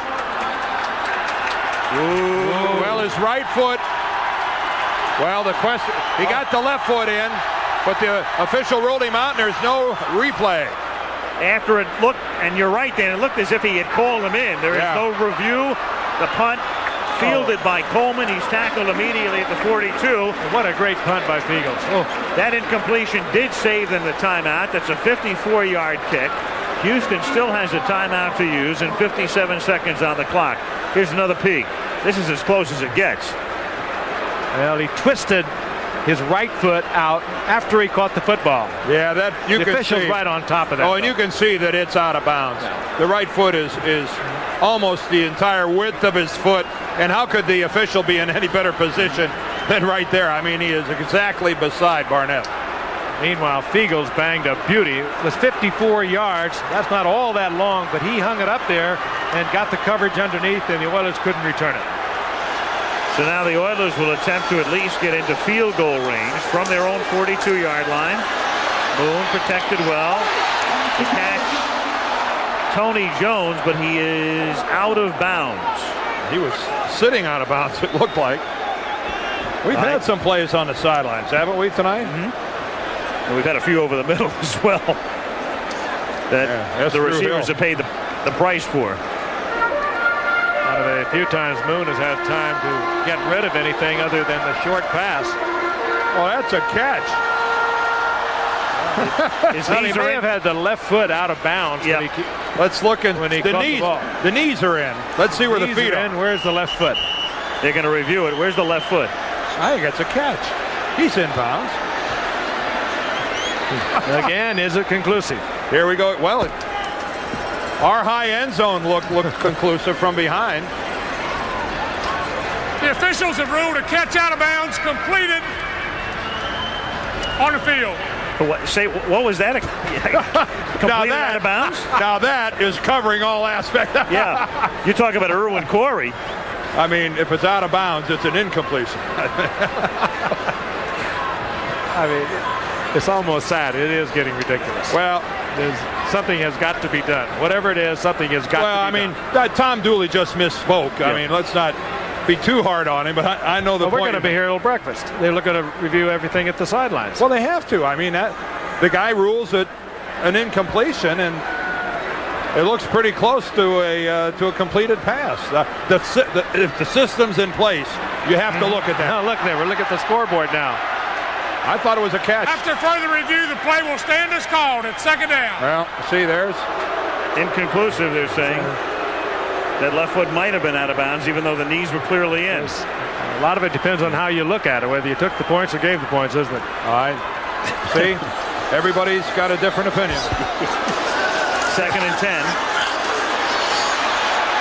Moon deep into traffic and nearly picked off by Eric Allen, intended for Leonard Harris, who was amongst a trio of birds. 3rd and 10. Moon looking for one of a couple of things, a catch, and he throws into coverage, or some kind of pass interference call down there. Eric Allen going up, and he usually is sure-handed. 4 interceptions on the year, the former Pro Bowler. And I doubt any of those previous 4 would have been as easy as that one. That's one you'll seldom see a guy like Eric Allen put back down. 3rd and 10, 40 seconds left in the first half. No score. Now we're going to have, I don't know what this one is. Or whatever you want to call it. Frank, you're right. I want Eggs Benedict and coffee. What about you? Well, it's just such a great game to slow down. Stop and start, stop and start. I'm sorry. I've tried to stay off it, but something's got to be done. 3rd down and 10 from the 42-yard line. Givens in motion. Simmons puts the heat on. They get it off to Pinkett. And Pinkett takes it to the 45 of Philadelphia. That's a first down. They have one timeout left. Clock running. And keep in mind, they could have another 25 seconds, too, if they wouldn't have wasted it. Yep. Moon downs it to stop the clock, preserve the timeout. 20 ticks left. And there's a big difference between having 19 seconds and 45 seconds. Al Del Greco, the kicker for the Oilers, has a career best of 52 yards, so they're going to have to move it upfield. They'd like to get it somewhere down around between the 25 and 30-yard line. Kevin Gilbride, the offensive coordinator.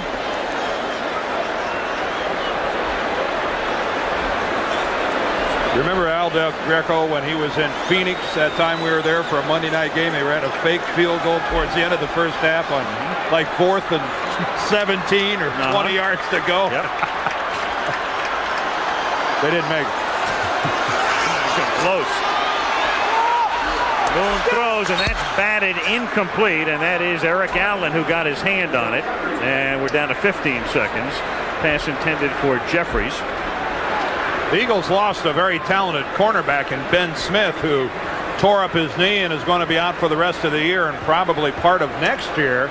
Izell Jenkins has replaced him, and yet Warren Moon continues to try to work over here to Eric Allen's side of the field. And I'd try to find greener pastures somewhere than challenging number 21, Eric Allen, one of the best cornerbacks in the NFL.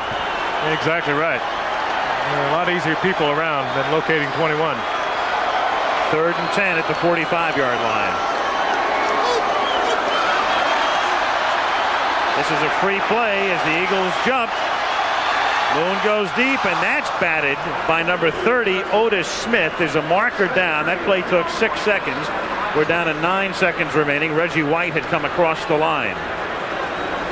That ball was just underthrown. We have offsides, 92 defense, 5-yard penalty, 3rd down. Moon again being effective, switching up the snap counts.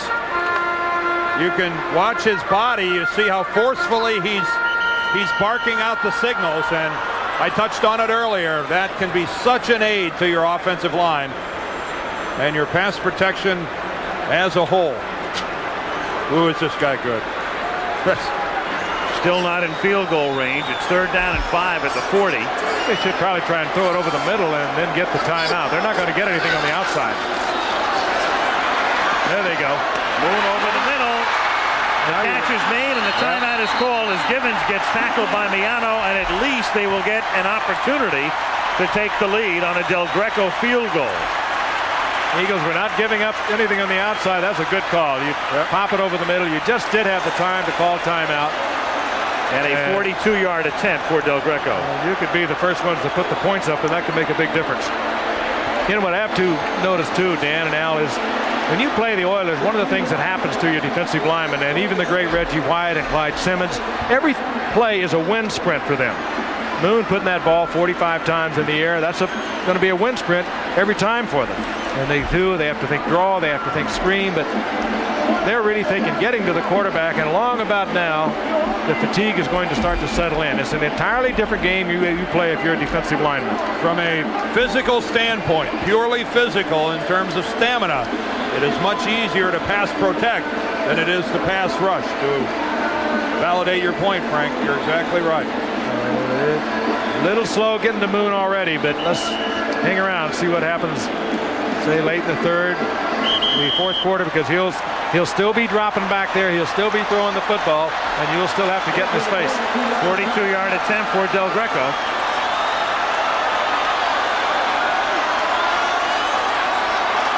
Final play of the half. And he just makes it. Just inside the left upright. A veritable avalanche of points here in the first half. Long first half. It ends with Houston on top. Oilers on top. Another look. It doesn't get any closer than this. 3-0 Houston. And we'll be back with halftime activities after this message from the NFL. And a word from our ABC stations.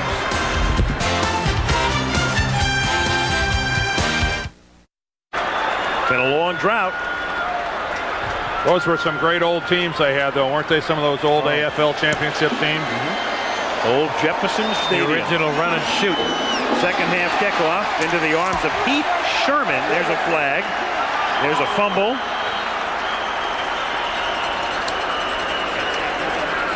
And another flag comes in even later. And I can only assume they're ruling the ball down before the ball was seen rolling around. Didn't Hoyle Granger play for the Oilers? Certainly did. One of the great names ever to play the game. We got an illegal block. Number 42 on the run back. 10-yard penalty will be first down. John Booty. And there it is. Pretty obvious. I'd say that's a little illegal. It's almost like our camera guys were looking for him. How about if Hoyle Granger and Hokie Gaijan were in the same backfield? That would, of course, Bobby Hebert would have to be the quarterback. The Don Klosterman that brought the old Oilers together. He signed anyone who he could put a pen in their hand. Some of them were already signed. It didn't matter. They were building a league, not just a football team. Eagles start from their own 8-yard line, 1st and 10. And they give it to Keith Byers, and that's a 1-yard gain. ABC's Monday Night Football is being brought to you by Ford and your Ford dealer. Have you driven a Ford lately? And by Magnavox. Smart choices for smart people. The ingenious products from Magnavox. They're smart, very smart. 3-0 the score at the half. And here are the numbers. And how do you figure it? Houston with 3 turnovers. Pitching a shutout. Oilers 10 yards rushing. They were able to move that ball when there was urgency at the end of the half, though, to get it in field position. 2nd and 9. Juggling fingertip catch made by Byers. He gets hit hurt by Orlando. Right on the knee. Shaken up. Low tackle, caught the knee, and he's grabbing at it. Orlando doesn't go upstairs, goes the way that most people in this league go after Keith Byers because of his tremendous upper body strength. Oh, that's what you hate to see. He does get up and walk back to the huddle, but you saw the knee just collapse, the left knee, and he is now, I think beginning to have second thoughts about staying in that huddle. Boy, you certainly hope Byers can continue to play. His versatility would be a tremendous loss for Philadelphia. He has to come out for at least one play. What they did is they stopped the clock for the injury. And so even though he wanted to continue on, he must come out for one play, and Heath Sherman will take his place here. It's kind of the hyperextension, and the foot fortunately did not stick on the carpet. Orlando coming up, and you're right, Alan. And Dan, that's how you take on Keith Byers when you're Orlando. You weigh 180 pounds, and he weighs 240. You take him up high, and you get a long ride. 3rd and 6 now from the 12. Early 3rd quarter. 3-0 Oilers. Fake draw. Fake screen. McMahon with a ton of time. Drops it off for Joseph. There's a flag. For the moment, he has a first down. Lathan runs him down from the rear. But let's see about the call. I think lineman downfield. That screen, they got off the screen, then they came back to it, and the linemen were standing out there, and then one of them might have eased downfield. Well, how long, this is a question, how long can you expect them to not go downfield? They don't get to go down there very often, do they, Dan? No. I mean, it's a screen to the left side, and that's exactly the call, but you talk about a slow developing play. Al's call was right on. Fake draw, fake screen to the right, sit back in the end zone for another 3 or 4 seconds, and then finally dump it out to the left side. Got an illegal receiver downfield, number 66, and that penalty's declined. We got offensive pass interference on number 88. It will be 3rd down, half the distance. Now watch this. The line of scrimmage is the 12. And you can see there's Solt clear up at the 15-yard line. McKnight up there as well. dual penalties here. Keith Jackson called for the offensive interference. Well, he was blocking downfield while the ball was in the air and right in front of an official, which is a major compounding a mistake. Actually, it didn't matter which penalty they accepted there. They were going to go half the distance to the goal line on either count. 3rd and 12. Byers is back in the game. The ball is at the 6. McMahon to the far side. That's a catch there by Fred Barnett, and Barnett has enough for a first down. Fred Barnett living along that sideline. Working against Richard Johnson again, and Johnson had help to the inside, and he is really respecting the speed of Barnett. Barnett loves to take it deep. Redefining the phrase. Look at him lay off, cushion. though. And Johnson's almost out of the picture, laying off at least 6 or 7 yards. There's the help he was looking for underneath from Darrell Lewis. It was too little and too late, and Barnett gets an important first down for Philadelphia. 1st and 10 up at the 22. Oilers ahead 3-0 early 3rd quarter. Here's Joseph and the 7th round choice out of Auburn. A nice move as he cuts it back and takes it to the 31. Meads and McDowell in on the hit. It'll be 2nd down and 1. Al Smith, here's a guy who doesn't get a lot of publicity, and James Joseph is starting to get a lot more as he has developed into the main running threat. Smith, though, plays with a lot of high-profile defensive people for Houston, so his chances of going to the Pro Bowl would be diminished because of that. Quietly, though, leads his team in tackles. Although I believe he's greatly aided by somebody else's misfortune. That would be John Offerdahl at Miami, who is out for the rest of the year because of the knee injury. That might open a door for Al Smith. McMahon on 2nd and 1 throws a wobbler, caught by Williams. He has a first down before Johnson pushes him back. And then Dishman comes in there to extricate the ball, but well after the whistle had blown to end the play. Johnson appears to have extricated his senses from his being. That's what's known as trying to get the cobwebs out. Here's a form tackle at regular speed with the audio. That's how you front a guy up. Johnson's still feeling it. First down to the 35 as James Joseph from the new quarterback Jeff Kemp has come in. McMahon came off, and Jeff Kemp in at quarterback for Philadelphia as they work on it doesn't appear to be serious. Appear to be looking at his arm, and Jeff Kemp, of course, cut by Seattle earlier in the year, came in and started one game, and McMahon was hurt and went out with a bad concussion against the 49ers. Well, I could be premature, of course, but in McMahon's case, with that damaged elbow to begin with, anything could be serious. Oh, I think he might have dislocated a finger, and they're just trying to pop it back in. They're testing his strength. They're wanting to see how hard he can squeeze his hand. 2nd and 9 up at the 36. Heath Sherman is in the game in the backfield. Everybody out into the pattern. Joseph makes the catch. Lathan makes the tackle up at the 39-yard line, and that's going to set up a 3rd down and 5 as you look at McMahon. Jeff Kemp does bring one more dimension than McMahon has. He certainly is not the field leader that McMahon has proven to be, but he also brings a running dimension to the game. He is a good scrambler out of the pocket. I think you're right. They're just could be the elbow. He didn't practice for 2 weeks at all, just played in a couple of games, and this week he was able to practice 2 days, and they were talking about maybe not even injecting the elbow with Novocaine for tonight's game. 3rd down and 6 now. Kemp, who began the season in Seattle, throws at the feet of Keith Jackson, not even close.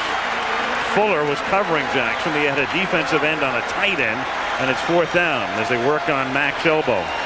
You know, he threw a long pass earlier to Fred Barnett, a long out.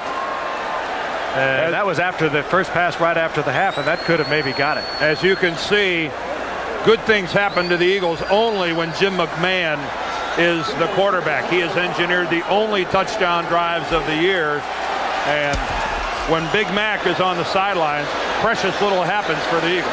Flag down at the line of scrimmage. There's a fair catch made at the 19-yard line. There is another flag that was thrown after the initial one went down. And there might be a personal foul on Seal, Eugene Seal of Houston, as the second foul. You have two separate calls here. It looked like Houston was offsides initially. It was 4th and 6 at the 39. Here's the personal foul against the Oilers. And there's one other call. Right now, the most important elbow in Philadelphia.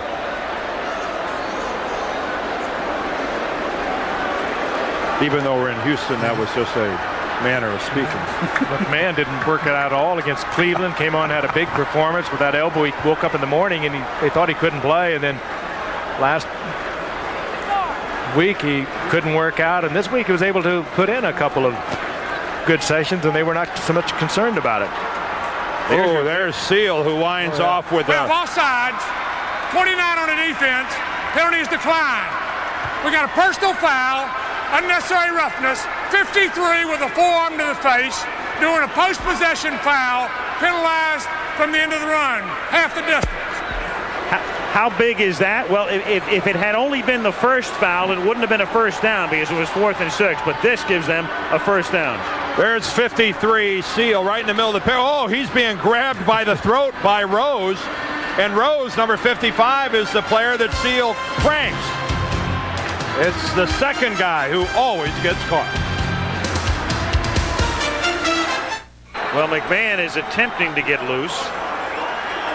We'll have to see when Philadelphia gets the ball back. Seal's personal foul, a post-possession foul, so Houston has the ball. The penalty is assessed after the run back. It takes them back to the 10-yard line.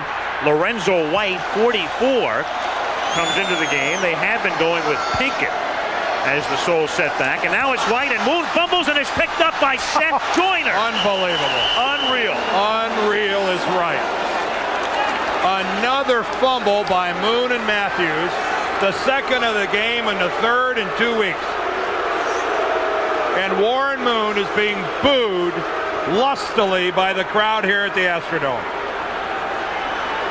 And it's going to be Jeff Kemp that's going to come back out for the Eagles. 4th Houston fumble of the game. Never had it. And Joyner is like a magnet. And when you look at that, it's really impossible to tell whether Moon is too far back and moving back a little early, or if Matthews isn't bringing the ball back far enough. But I know one thing. I don't care how veteran these two players are. I'd get over on the sideline behind the bench and start snapping the ball. First and goal from the 8. They give it to Byers, and he goes nowhere. Big 99. Wrapping him up, Doug Smith. It'll be 2nd and goal. And Joyner, who had that week of weeks last week, is doing it again. Unbelievable, isn't it? Meanwhile, McMahon is being treated on the bench. He's not even considering going back into the game, so it looks like it's going to be up to Jeff Kemp unless something dramatic happens to McMahon's right elbow. It is, we've been told, it is the soreness in the right elbow that has him on the sidelines. Again, all other Eagle quarterbacks beside McMahon, 44 drives this season, no touchdowns. 2nd and goal. Kemp, that's incomplete. Is there a flag? No, there isn't. Fred Barnett in traffic. Chris Dishman, who's nursing that sore ankle, shows that he's able to drive and get in on the ball. Right over the top of Ray Childress. Dishman wraps up Barnett around the head, but as the ball got there. One that could have been caught, albeit Jeff had a lot of steam on that. There it is again. Every other quarterback but McMahon unable to get this team into the end zone. And this was the 1st and goal. Now it's 3rd and goal. Pressure from Lathan. Catch is made by Jackson, but he can only take it to the 6, but he stays on his feet and then gets it down to the 5-yard line. So it's 4th and goal. Well, Keith Jackson didn't get a touchdown, but it was not through lack of effort. Don't you love to see a guy who just won't accept being ridden out of bounds? He's going to go back to the inside of the field and try to make something happen. Bubba McDowell right there, the first Oiler to get him. Then Dishman misses, and Big Keith stays alive. That reminded a little of Mark Bavaro in his heyday. I love to see that. They just won't quit. 23-yard field goal for Ruzek. Seagulls to hold. And that ties it. Well, the Oilers continually dodged bullets in the first half with their turnovers, but their first turnover of the second half ends up costing them. Two veterans involved in a very unveteran-like mistake again. Bob Young there on the left, Jack Pardee on the right, and I'm sure Jack is saying, Bob, explain this to me, how your offensive lineman Bruce Matthews and my quarterback Warren Moon can't execute the simplest of center quarterback exchanges. And I'm not sure that Bob had an answer for him. Although Matthews and Moon were practicing on the sideline. Here's Pat Coleman running back to kick, but not very far, only up to the 12-yard line. Brett Hager makes the tackle, and the Oilers are pinned deep. You pointed out that Bruce Matthews, an all-pro guard and a Pro Bowler many times over, was moved to center when there was an injury early on. But he started every game thus far this season. This is what was going on while the play was going on in the field. They were punting. They were over there working. This is stuff you do in training camp. Warren having a problem a week ago in the loss to Pittsburgh. Pulling away from the center, losing one. Well, they're doing for the center snap what Dave Kingman did for the fly ball. I know that. They're certainly bringing an air of excitement back to it. For the fielded fly ball. First down from the 12-yard line. Moon avoids a sack and Guess then who? throws out of bounds. Yeah.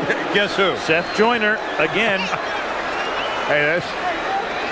You know, he's having a great night, but in all honesty, when you have got Reggie White and Clyde Simmons on either end, Jerome Brown pushing the middle, and you have the quickness that a Seth Joyner has, and you can go with a smaller linebacker when you have playing that 4-down linemen that are so big. He is so quick out there, he can do it all. But those other guys are making a lot of things possible for him. Yeah, he has the luxury of coming either from outside on both sides, choosing his gap up the middle. It really is the best of all possible situations. Those big guys take care of everything else. Second and 10 at the 12. 7.5 to go in the third. Moon lofting it, and that's batted away by Eric Allen. Great move intended for Jeffries. The pass looked as if it was going to be there, and once again, that's the fourth time I believe Allen's gotten a hand on it. Well, I tell you, if we can take a look at this again, you're going to see a great play by Eric Allen. He was beaten. He had to get some speed. And what he did, he looked into the eyes of Jeffries. And when Jeffries looks back for the ball, that's the only time Allen turns around. He timed it perfect, and that was a beautiful play. Well, the happiest man in this stadium is Izell Jenkins, the other corner, who isn't used to having people go after Eric Allen like this. And that's a ball that looks a little farther, and that's a completion. Third and 10. Oilers at the 12. Eagles nearly jump. No flag. Moon under pressure. Pass incomplete. Well, they come with the safety blitz, the Eagles. They did it so late that Warren Moon had already called the play. They come in on both sides. Now, the play has already been called, and there comes the safety blitz. Moon can't change it, and he can't get away from it. And he has to go with the play that he has. The pressure's on him. He can't get the ball to the receiver. That's just great defense. And Bud Carson again, the defensive coordinator, changing things up on every play. And I'd say that's the look of a guy who is still having a problem. Montgomery to punt. Harris standing at midfield to receive the kick. Low line drive caught by Harris at the 46, and he is whacked back by Eugene Seal. Some people are born with a low center of gravity. Eugene Seal is such a person. Harris, he was mad because he didn't break it. He ought to be happy just getting off the field in one piece. Look at this. Walk.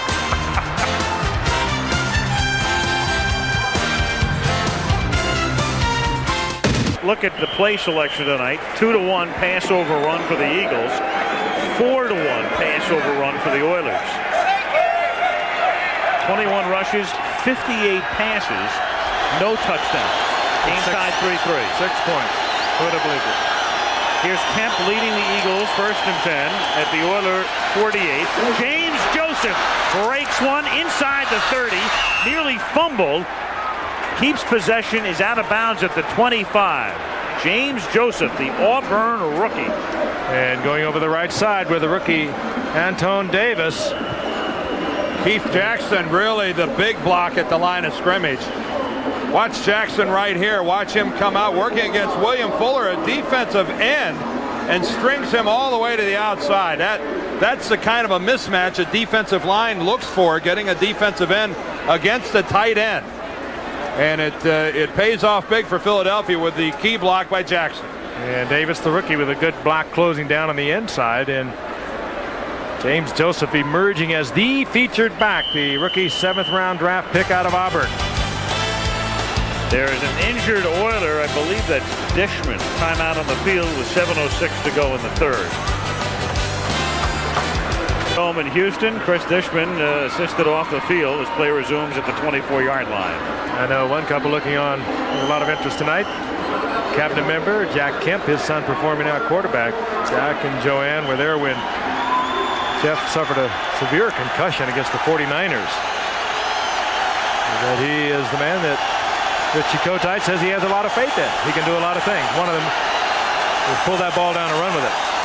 Jeff trying to legislate the Eagles into the end zone here, and Joseph picks up 5 out of bounds at the 21-yard line. Al Smith gets credit for the tackle. By the way, that last run by Joseph on the preceding play was the longest run from scrimmage all season for the Eagles, 24 yards.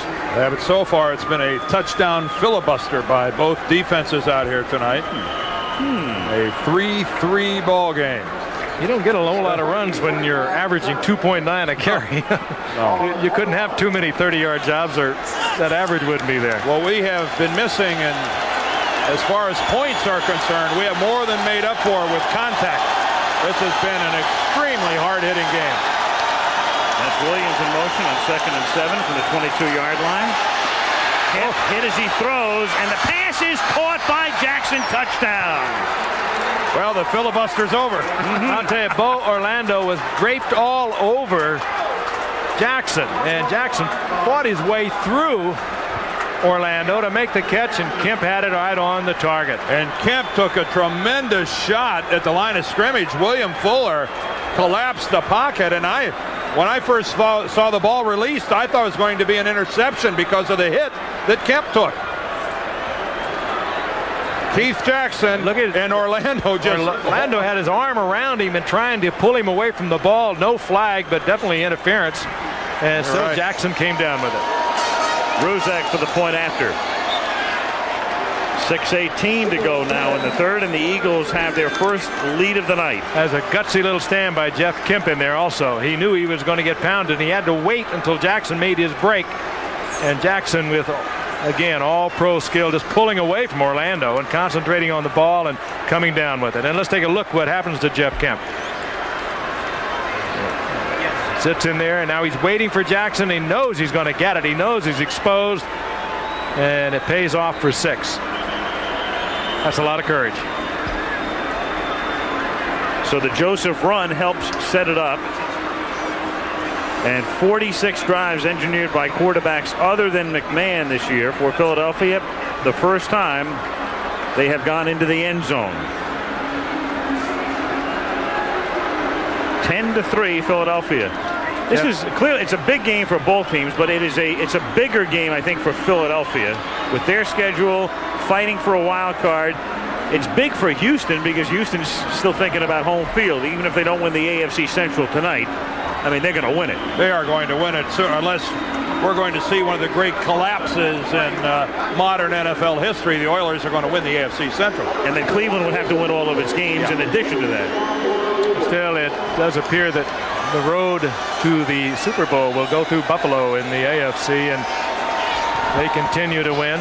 And Houston very suspect on the road, and particularly on the wintry road. They close out against Cleveland and the Giants in the Northeast.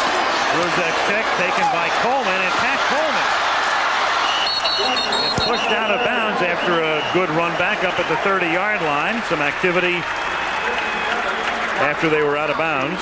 Scott Kowalkowski gets credit for the tackle. Frank was talking about weather conditions. And I'm not doing this. No, well, we've got a little animation here. And Dan will provide the effects. No. Greetings from the Dome. January 12th. You know that the weather here is going to be 72 degrees, no wind, and the wind chill factor 72. However, at Rich Stadium, that's what an average January 12th is like in Orchard Park. 14 miles per hour. Wind out of the northeast. What do you think, Dan? Well, last week the Oilers lost 26-14 to Pittsburgh, and they were playing in about 20-degree weather. Chill factor down around 5, and Warren turned it over. 5 interceptions, a fumble, and they were just blown away. And perhaps their worst game in a couple of years. 1st and 10 from the 30. Bones stopped by Hopkins at the 38. You know, the Oilers try to convince themselves, and no team is going to defeat themselves prior to a game. But I mean, they're like the Lions. It's day and night, inside or out. If you play under glass, you're one team. If you play outside in cold weather, you're another team. And Houston has to end the season at Cleveland and at New York. And they are 6-0 here in the Dome thus far this season. They're 3-3 on the road this year. Simmons is shaking up. Here's a good example. Since 1982, Houston has the greatest home field advantage in the league. They win 58% of their games at home and only about a quarter of them on the road. Kansas City next best. There's Denver. Buffalo, of course, has been sensational at home, especially in the last couple of years. And then Minnesota would be 5th. But those teams with the 5 largest home field advantages over the past 10 seasons. You know, without Steve Hurd, I would have sworn it would have been Denver. We've heard that for so long and for so many years. Well, but look at Denver and their numbers. They win more at home than anybody else. They also win on the road more than anybody else as well. Exactly. So the differential is one thing, but I'll take that. I'll take the biggest home winning percentage and the biggest away winning percentage. Simmons has to come off. They work on Clyde. Steve Hurd just shuddered down in the truck. On 2nd and 4. Moon. That's the first catch of the night for Leonard Harris. And that's good for a first down. Eric Allen makes the tackle at the 43-yard line. 5:10 remaining in the 3rd. Again, next Monday, we'll go to Miami, where the Dolphins, that win that the Dolphins were able to get in Chicago in overtime last week was huge. They followed that up with a victory over Tampa. They're 7-6. They meet the Bengals next week. Their schedule is soft. Miami's in pretty good shape on their road to a wild card. Bengals, Dolphins next Monday night from Miami. Miami can keep it alive. That game against the Jets in that final Sunday could be the deciding one for a wild card. And you saw the elbow of Jim McMahon, heavily bandaged with an ice pack in there. Here comes everybody. 1st and 10, and because everybody's coming, that opens it up for Jeffries on a first down to the Eagle 33. That time the Eagles showed it a little early, and Warren Moon and Jeffries were in sync. They tried it the full blitz a while ago, and they were able to bury Moon. This time they were in total sync, and Eric Allen is on him, but Moon and Jeffries reading this perfectly. Well, beautiful outside feint by Haywood Jeffries is what set that up. He got Eric Allen to bite on an outside release, came back to the inside, and that's really the finesse of Haywood Jeffries in getting off the line of scrimmage that made that happen. First time the Oilers have burned the Eagles blitz tonight. Eagles by 7, under 4 minutes to go in the 3rd. Here's Lorenzo White, swinging to the outside, fighting to the 30. Reggie White is there to make the hit along with Andre Waters.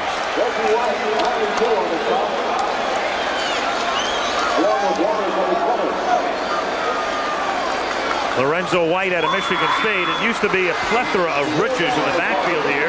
They had Alonzo Highsmith and Mike Rozier and Lorenzo White and Alan Pinkett. But you really only need one guy when you're running the run and shoot. And so White and Pinkett were the guys who survived. Rozier went to Atlanta and Highsmith to Dallas. 2nd and 6 at the 30.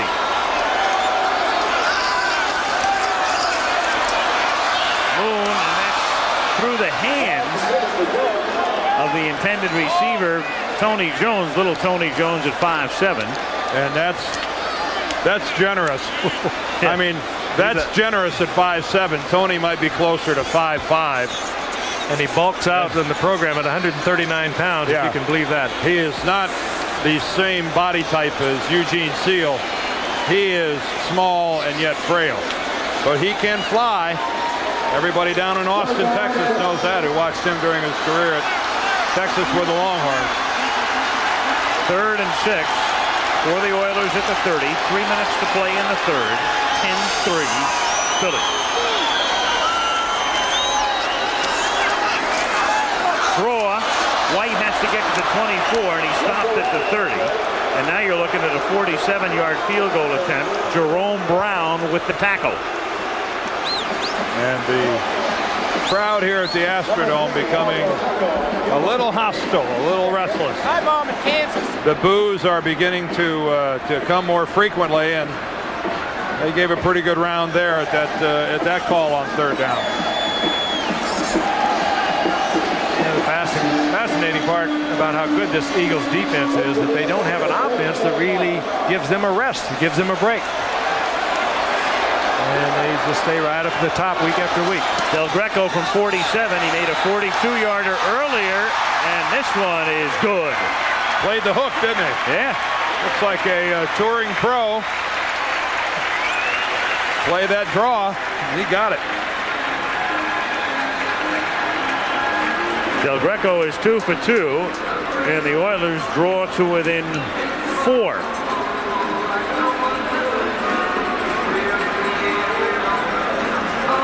This kick starts outside right of the upright and curves right back in, and good by about 2 feet.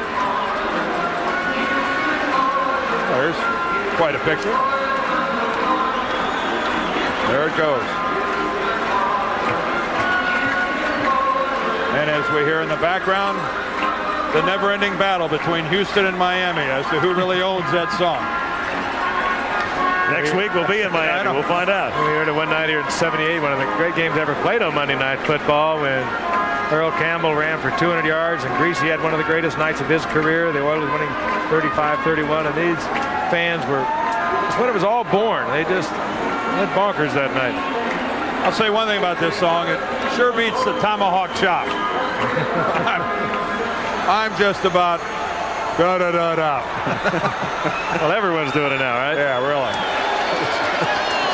Here's Del Greco's kickoff. Fielded at the 8-yard line by Rod Harris. And he is spun down up at the 20 by Montgomery.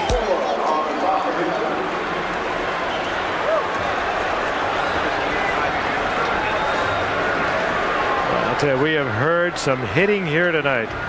Maybe not the prettiest game cosmetically, but you won't see many games with hitting like this on both sides. And speaking of hitting, you talk about hitting, you're talking about breaking the bank. We understand it is now being confirmed the Mets have won the Bobby Bonilla sweepstakes. He's going to go to New York, reportedly for 5 years at $29 million. Yeah, well, if that's winning. I was going to say, is that a win? How much would it cost if they lost? Here is James Joseph, stopped for a loss of 2.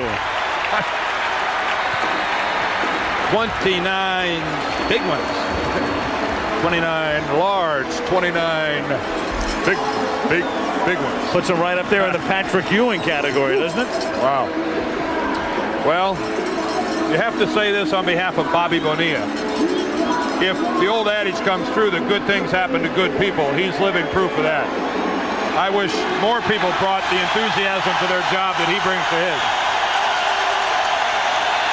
He'll never stop smiling now. I'm just glad he's bringing it to New York. 2nd and 13 at the 17-yard line. And Kemp intended for Barnett. 3rd down. Good coverage by Dishman, who was shaken up a short while ago, and that time he was all over Barnett. Dishman having a very good year. Changed person. Used to be kind of a chatterbox out there, bad mouth and everything. A lot of very demonstrative. Got on a lot of people's nerves under Jerry Glanville, and he's kind of settled down. Coming into tonight, 6 interceptions, 3 fumble recoveries, leading the league in individual turnovers, and could very well be on his way to a Pro Bowl. 3rd and 13 at the 17-yard line. Kemp. That's caught by Green, and Green knows exactly how far he has to go for the first down and gets there. Perfect. Roy Green moves the sticks with under a minute to go in the 3rd quarter. And credit the Eagle offensive line. They provided some good pass protection that allows this pattern by Roy Green, because he takes the break to the sideline. You saw the slip to the ground by Darrell Lewis. And Richard Johnson has to come over and make the play, but that's why Green is so wide open, and a masterful job of staying in bounds. Good body control. 1st and 10 at the 31-yard line. Kemp deep into traffic, and Barnett was double covered. Bo Orlando was back there and had help as well from Richard Johnson. 20 seconds remaining now in the 3rd quarter. You see the coverage coming over from the inside. Orlando, number 26, and Jeff a little late with the delivery, and he just couldn't get that ball out there far enough, but just good coverage too. Look how close Still Barnett almost caught the ball. Yeah, look how close he comes to catching the ball. Almost reminiscent of Mark Clayton last week in the, 2 weeks ago, I guess, in the Miami-Chicago game, where he caught that ball flat on his back that ultimately won it for the Dolphins. 2nd and 10 at the 31-yard line. Over the middle. Catch is made by Keith Jackson. He takes it up to the 39-yard line. Al Smith makes the hit.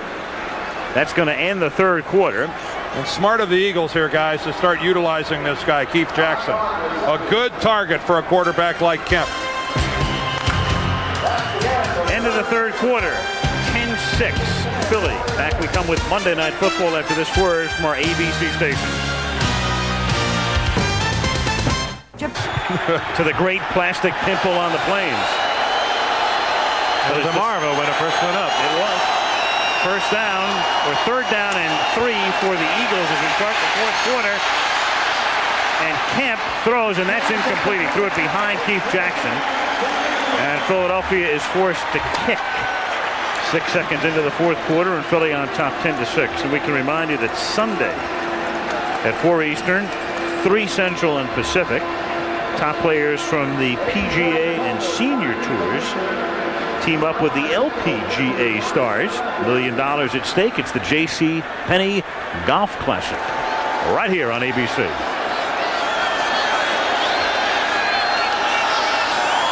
Jeff Siegels to punt.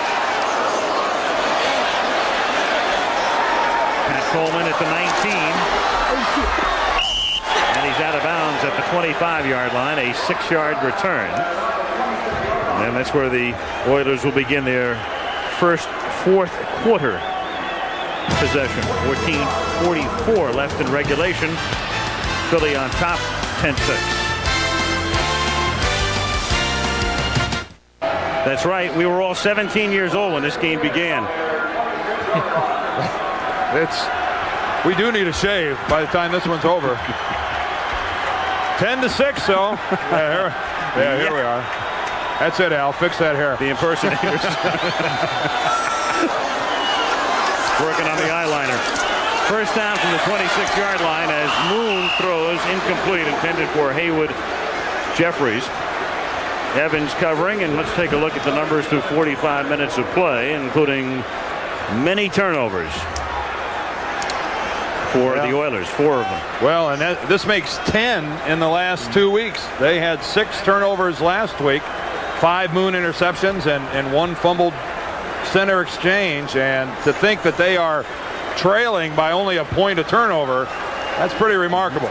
You know, and they've sacked Warren Moon tonight 3 times. They'd only given up 14 sacks the entire season, 11 in the last 11 games. Warren Moon had only been sacked 13 times coming into tonight. He's gone down 3 times tonight. On 2nd and 10. Moon hit by White and then tackled by Brown. White on top, and then Jerome underneath. I think Jerome will probably get credit for that sack. He got there first, taking the low road. Coming straight up the middle. Lots of talent here wearing the green for the Eagles. Lots of talent. Jerome Brown working from the inside is just remarkable, because ordinarily those are the guys that get the big push and no headlines. But Jerome Brown gets the big push that drives the quarterback out of the pocket into the arms of Reggie White and Clyde Simmons, but he also gets his share of the sacks. I think that's number 9 for Jerome on the Exactly. That's remarkable from the inside. 3rd and 18 from the 18-yard line. They have to get to the 36. Moon's deep pass is a little too deep. Haywood Jeffries reaching out for it, unable to handle it. Eric Allen with the coverage. And Clyde Simmons that time decks Warren Moon as he releases. Allen running right with Haywood Jeffries, even though he had a little jump on him. It was good coverage. That ball would have had to have been thrown just absolutely perfect. Good effort by Jeffries, who's having that superb year we talked about earlier. Look, he gets his hand caught up with Eric Allen. Allen trying to clutch a little bit. Jeffries trying to push off. Montgomery's kick. He angles it away from Harris. And it goes out of bounds at the 38-yard line. Eagle ball there. With 13:57 remaining in regulation. Wonderful job with this Eagle defense. They were number 1 against the pass, number 1 in total defense. And I know you read that they were number 1 in all 3 categories, rushing as well. But coming into tonight's game, New Orleans had actually passed them in the rushing defense department. By less than a yard a game. Right. Joseph takes it up to the 40-yard line, but the Eagles, the way they're playing tonight, will be number 1 again after this game in all 3 categories. And if they finish number 1 against the rush, the pass, and the total defense, it'll be the first time a team has done that since the Vikings of '75. You know what he's really done? Buddy Ryan was a great collector of talent, but they played in kind of a wild, reckless sort of a way, and with the low percentage type of defense. But this guy has put some order to this defense, and they are great. Look at that. 167 yards tonight has been the total offensive output of the Oilers. 5 times this year the Eagles have held their opponents to 200 yards or less. Kent stumbles on the way back, but gets the pass away to Byers, who breaks the tackle and may have the first down because of it. Real close. Richard Johnson was unable to bring him down, and then he gets out to the 47, where it'll either be a first down or 3rd and very short. Oh, they're going to. It looks to me if the chains are on the opposite side of the field, if this mark is accurate, it's as you can see short. But again, this side here is eyeballed because the chains are on the far side of the field. So it's 3rd down, less than 1. So this is where you have to hope that the grounds crew made a mistake striping out the field. And Eddie getting in his short yardage defense. Oilers are all bunched up. Eagles out of the eye. They give it to Joseph, and he picks up the first down. He gets to the 49-yard line.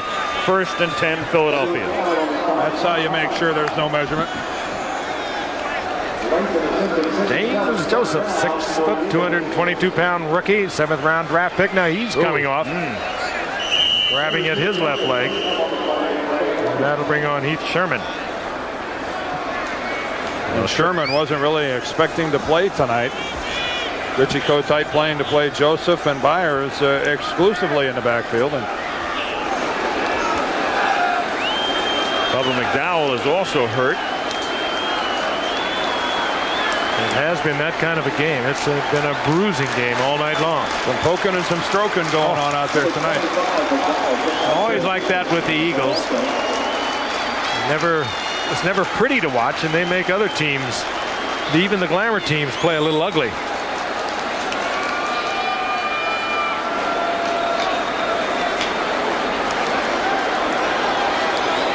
So still an official's time here because of McDowell. He'll have to come off, of course, for at least 1 play. Telling you what, this game's so long, some of these players have had a chance to rehab.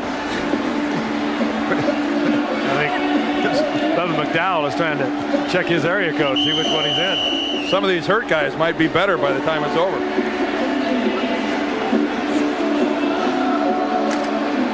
Some of these guys are eligible for the pension now. But it's still tight, 10-6. 1st and 10 at the 50-yard line for the Eagles. Whoa! Hit, and he's lucky it wasn't picked off. Lamar Lathan is the guy who jarred it loose, and then Ray Childress was the closest to intercepting it, and Doug Smith is hurt. Anton Davis, the right tackle, went for the cut and didn't get Lathan on the ground, and boy does he plaster Jeff Kemp.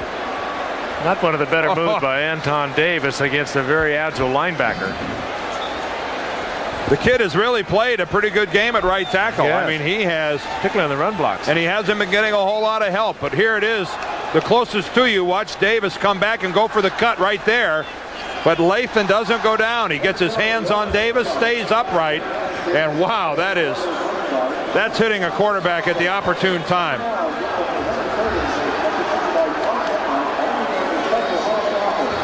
Lamar Lathan. Remember talking to some people back when he was at the University of Houston, and actually it was Bob Young, the offensive line coach of the Oilers, told me, you can't believe this kid we got down here who plays linebacker.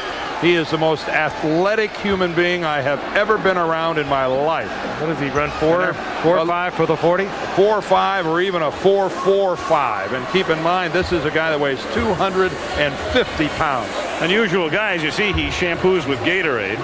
He had a problem last That might be year. acid. When he came as a rookie first-round draft pick, he thought this game was going to be so easy. He suffered through a tough year, and he has been sensational this year.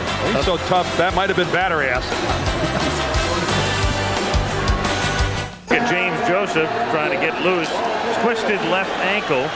His return is questionable. There's McMahon. His elbow is wrapped, so his return is doubtful. And here is Kemp on 2nd and 10 at the 50-yard line, guiding the Eagles, who are up 10-6. Under pressure, gets it away. Byers makes the catch, tackled at the 48-yard line by Sean Jones. Houston doing what you should do when you bring a quarterback off the bench who hasn't worked that much during practice. They come at him with everything they've got. They bring the cornerbacks, they bring linebackers up the middle, and Kemp reads it all right. Gets the ball out to the receiver Byers, but he really pays for it as down he goes. And you notice they drop a defensive end, Sean Jones, off the cover Byers. Now you talk about a guy that can do it all.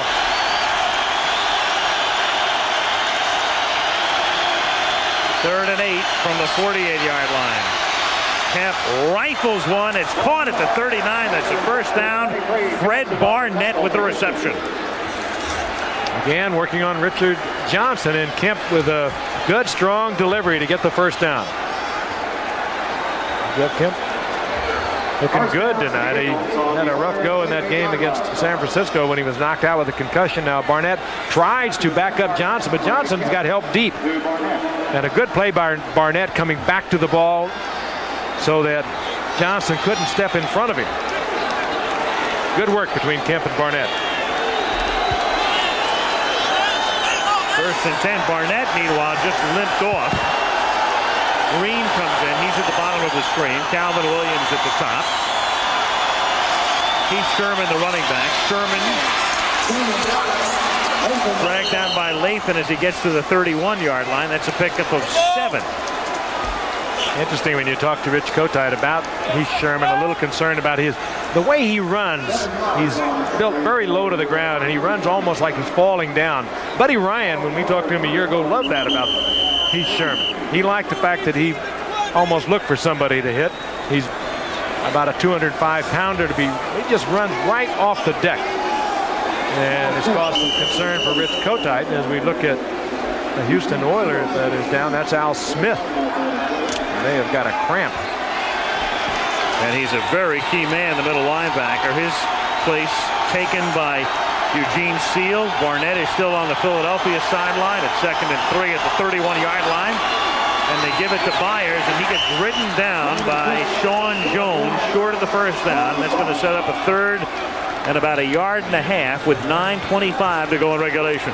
The way people are leaving this ball game with injuries, by the time it's over, when it comes to playing, those that can't might outnumber those that can.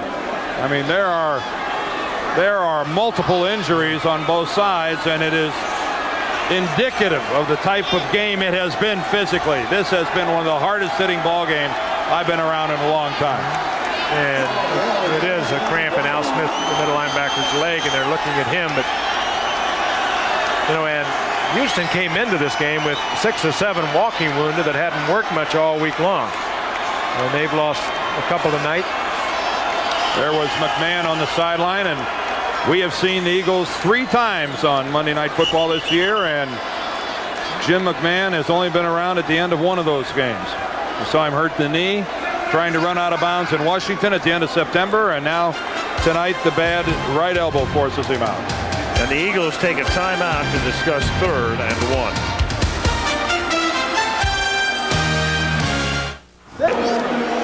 Byers is the sole setback.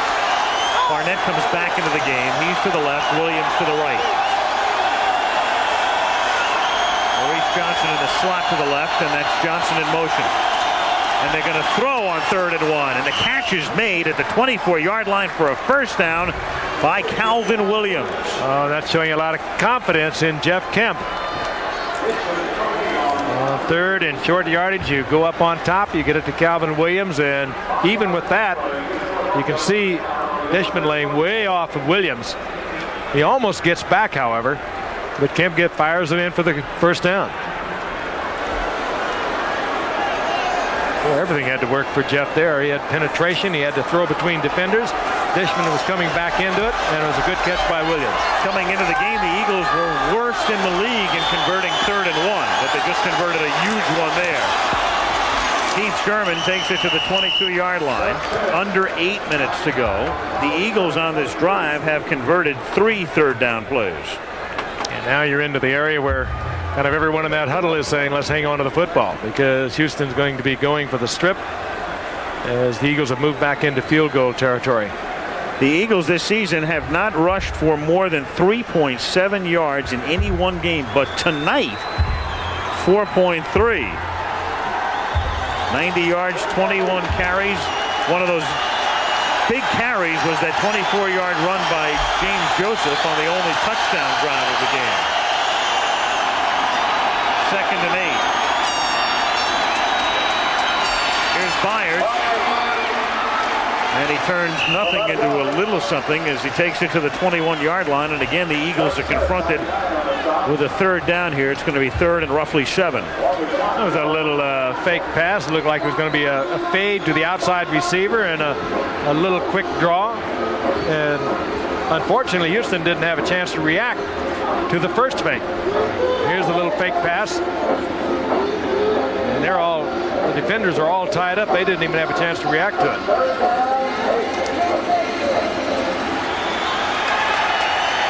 At the 22, called it 3rd down and 8. 6.5 minutes left in regulation. Eagles up by 4. Kemp throws. The catch is made at the 12-yard line by Freddie Barnett, and that's 4 third down conversions on this drive. And another Eagle is hurt. Getting up real slowly upfield. I think it's Dennis McKnight, the left guard. It is. Yes. He was down for the count and made it back up and got back into the huddle. But what an impressive drive this is for the Philadelphia Eagles, and most untimely for Houston. By the way, that little taped 60 on the back of some of their helmets, including McKnight, is their tribute to the Detroit Lions' Mike Utley. They want him to know they're thinking about him. As we all do. We certainly wish him the very best, and as Dan said last week, he has all of our prayers. 1st and 10 to the 12-yard line. Here's Byers. He takes it to the 8. The report we're getting now from the Eagle bench is that McMahon could come back in if necessary. And in fact, in an earlier game this season, I think it was the San Francisco game, he goes out. Kemp got hurt, and then McMahon was forced to come back. Right, and I think forced suffered the concussion. I think forced to come back in is the right word, because the only way McMahon comes back into this ball game is to hand off. I mean, if he was able to throw, he'd have been playing. Look at this drive. 9 minutes thus far. 13 plays. 4 third down conversions. Well, these are the drives that win ball games. And in this situation, a drive that could ice the ball game. 2nd and 6 at the 8. And this is Heath Sherman thrown for a loss back at the 12 by Sean Jones. The key here for Philadelphia is that a field goal on this drive still only puts them in a position to be tied with a Houston touchdown. They could go up 13-6, and of course a touchdown and an extra point would tie the ball game. So needless to say, the most desirous of plays here for Philadelphia would be a touchdown play. 3rd and 10 at the 12-yard line.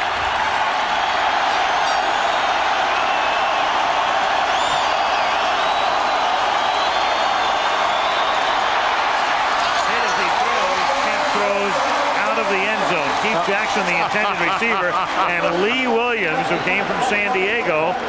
Lee Williams was the guy who forced the issue. And Jeff Kemp had no chance, and he did the right thing. And I think a very professional thing. He got rid of it. And I think Keith Jackson just threw himself into one of the Oilers down in the end zone, trying to maybe draw an interference call. Look at that. I mean, that ball was nowhere close to him. That's a pretty heads-up play. That's Stanislavski there, a little method acting, trying to draw that flag. 29-yard field goal attempt for Ruzek to try to put the Eagles up by 7. Eagles holds. And that makes it 13-6 with 3:52 remaining. And looking ahead, the Oilers with a lot of time, all of their timeouts, and the 2-minute warning. But they're going to have to get into the end zone, and that's something they've been unable to do tonight. But it is something they have done in the fourth quarter in 9 consecutive games. Score a touchdown in the fourth quarter. Super drive. That's Zeke Bratkowski, an old pro with the Green Bay Packers, quarterback coach for Richie Kotite, patting Jeff Kemp on the back. And Pat, he richly deserves, because he doesn't get to work that much during the week. Most of the work is done by McMahon, even though McMahon didn't throw that much this past week, and Jeff probably just sat around and watched it. And you got to come off cold and relieve the man that's been doing everything for the Eagles, and to come off and perform like he has, well, he deserves that pat on the back. And really, it's been the story of the NFL this year, and that's backup quarterbacks playing for so many teams. There is the big man, Keith Byers, getting stretched out on the sidelines. Kind of warm in here tonight, and we've seen several of the players appear to have been getting cramps in their legs. Well, the question now is for Houston, what can they try to do offensively differently here at the tail end of this ball game to try to get something to work for them? Because up till this time, they have been totally throttled by the Eagles. So they have got to come up with a scheme, something that might work. And don't you think it's a gut check too, Dan, for that front four of the Philadelphia Eagles? They've been trying to get to Moon all night long. They've got to him 4 times, but now is when it really counts. And they are, quite frankly, a little tired. Ruzek taking a yard in by Pinkett.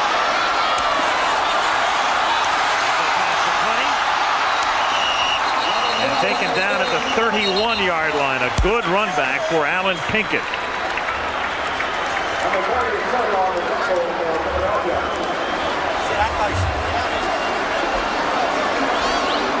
The Oilers, 29 straight games. That's almost 2 seasons worth, gaining at least 250 yards, the longest current streak in the league. And look at this. They're not even close. 167 yards with 3:40 to go.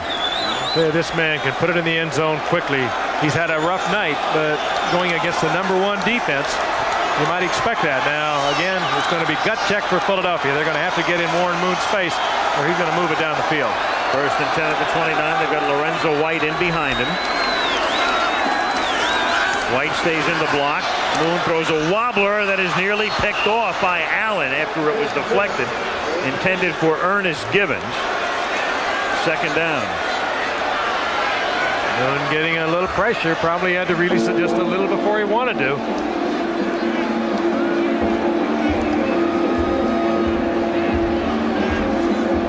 Moon again. I mean, last week clearly his worst day of the season, and he's followed that one up tonight with, well, you'd have to call it a clunker, even though, granted, it is against the Philadelphia Eagles.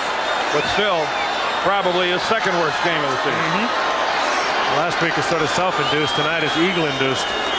Well, and if asked Houston last week was weather-induced. 2nd and 10. Moon throws. The catch is made up at the 34 by Tony Jones, and that's as far as he goes, and that's going to mean 3rd and 5 with 3:20 and counting left in regulation. Boy, one of Warren's teammates just saved his life. He was going to take a shot in the back, and one of the guys came out from inside and picked somebody off. It looked like Warren was going to be decapitated and ends up being unscathed. They're fighting. They're trying hard. Interesting. Now you'll see that right here. Watch this. Here comes Simmons from behind. Oh, and it's Bruce Matthews who gets him at the last minute. 6 DBs now for the Jets. 3rd down and 5 at the 34-yard line. Boom. Hit as he throws, but Givens makes the catch at the 45-yard line as Reggie White knocks Moon to the AstroTurf. Looked down there and saw Richie Kotite on the sidelines, and I call him the Jets. I meant for the Eagles, of course. But look how close Warren Moon comes to getting a knee. Reggie White is cut, and as he's going to the ground, ends up right in Warren Moon's knees. And Moon could have been seriously hurt there.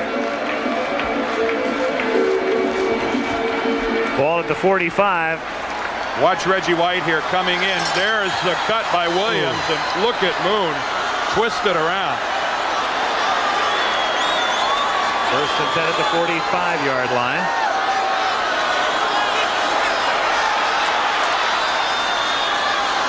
Moon, a wobbler. That's about a 3-yard gain. Jeffries makes the catch. Allen is there for the touch. Again, the Oilers with all of their timeouts plus the 2-minute warning remaining. This is the way to do it. I mean, this is the way to drive the football. We talked about patience early. There's plenty of time to take the 5, 6, and 7-yard pass. Pardee wants them to get that play off before the 2-minute warning, and they will. 2nd and 8 from their 47. Philly up by 7. Moon had time, throws, and the catch is apparently made, and it's a fumble at the 41-yard line, and the Eagles come up with a football. Drew Hill dropped it. Otis Smith came up with it, and it's Philadelphia football. Well, what a shot Drew Hill took. I think Otis Smith was the player who put the hit on him. 63 offense. Penalty is declined. Interception. 1st down. Interception. More like I believe a it's a fumble recovery. It is. But I think Otis Smith, number 30, was the player that put the shot on Hill. Let's watch it. There it is, and right there. Ooh. Yeah, that's Smith, number 30. That is a ferocious blow on Drew Hill, and that's indicative of not only the way the Eagles have played tonight, but all season long. And this is the 2-minute warning. Hey, Drew Hill, he took a vicious shot, but it's what Philadelphia set out to do. Hammer the wide receivers, keep them underneath, hit them, force the turnover, and they've been successful at it, and they are definitely in control now. 1st and 10, Philadelphia from the 41. Here's Sherman. Picks up 3. Oilers have to stop the clock. The Oilers got a double bad break on that fumble recovery. The end of that play happened at exactly 2 minutes, and that meant that they could not use that 2-minute warning as that extra timeout. Had it happened 1 second earlier, they would have had the extra T, but they don't. Timeout here, 1:52 left in regulation. And recovered that last fumble. Looking on as his team is on the verge of going 8-5. It is 2nd down and 7 up at the 43-yard line. That much time left. Oilers have 2 timeouts left. Keith Sherman swings to the outside. He stopped after a gain of 1, 3rd and 6. Timeout Houston. They have 1 remaining. Eagles tonight have created 5 turnovers to go with 7 last week in their game against Phoenix, as you look at a very frustrated Oiler unit. So the Eagles have created 12 turnovers in the last 2 games. And what a shock it must be for these guys to not even have scored a touchdown. I mean, coming off last week, Dan, that loss to Pittsburgh, it was ugly. The points come in bunches for these guys, and to be held without a touchdown, no matter who it is you're playing defensively, is still a shock to the boys in blue. Well, let's see who's happy tonight. The Buffalo Bills are happy. They're going to lead Houston by 2.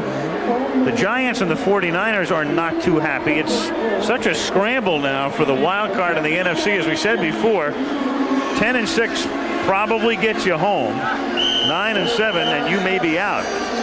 And I don't know that there's a team in the National Football League that is demonstrating more guts, more character, and more desire to win a football game than the Philadelphia Eagles.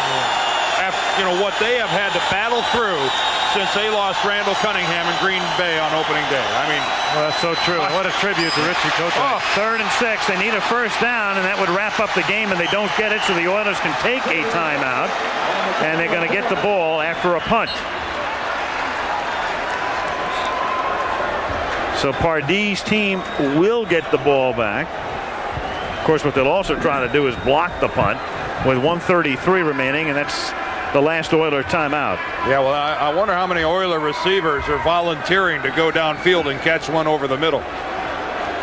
I mean, a heavy tariff has been exacted by the Eagle secondary on anybody who ventures across the middle with the intent of catching one of this guy's passes. Warren Moon's last game without a touchdown pass 2 years ago in Kansas City, and then he made up for that last year when he went into Arrowhead and threw for over 500 yards. And I would venture to say maybe he has never played a game here in the Astrodome that he hasn't had one. Well, maybe we'll see to find out. Maybe we'll see a punt return for a touchdown by Pat Coleman. Well, Jeff Fiegels has to be a little concerned because the Oilers have been close to him all night long. And if they got any kind of maneuver that they haven't shown thus far tonight, you're going to see it here. Here is his 9th punt of the game.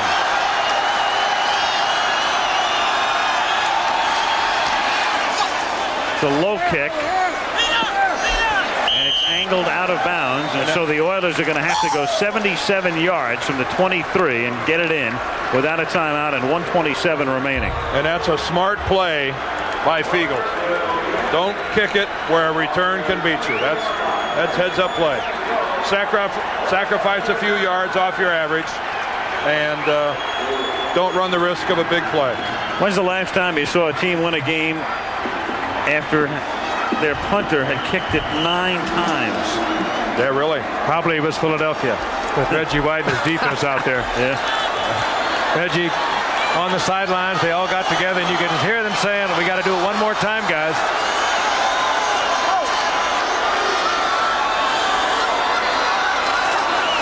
Four-man rush, the big 4, the Fab 4. And the pass is caught by Harris at the 47-yard line. They can't stop the clock. And they're 53 yards away. It's Monday night. And Tuesday morning. This offense is never totally out of it. It's Tuesday morning in the Eastern time zone anyway. 1st and 10 at the 47. And that's incomplete, intended for Leonard Harris, and we have 59 ticks left. 2nd and 10 at the 47-yard line.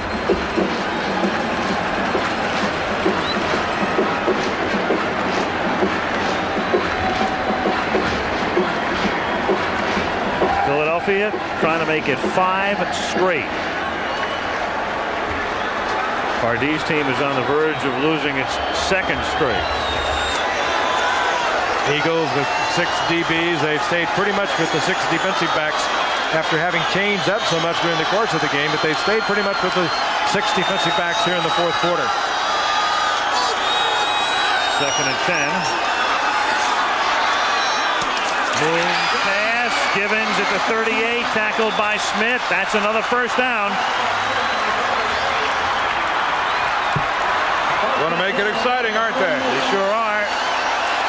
Oilers are taking it from their 23 to the 38. First down, Moon throws. That's another first down at the 24-yard line, and they're ruling it down. The ground caused that fumble. Haywood Jeffries. But the clock still goes. Now they're stopping it at the 23-yard line. Take another look. Let's take a look at this. There's a hit by Eric Allen. Oh, that ball is out of there before he hits the ground. But there's no review, and Moon throws, and that's tipped at the goal line by John Booty. Well, there's no review because the whistle blew, which means the play is over. So once the whistle blows at the end of that play, it really doesn't do any good to review it because the play is over. You can see where the ball came out, but it is inconsequential, really.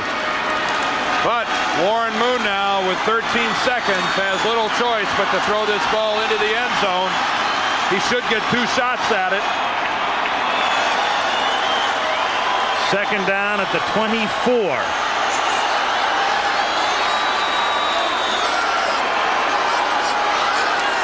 White stays in the block. Good protection.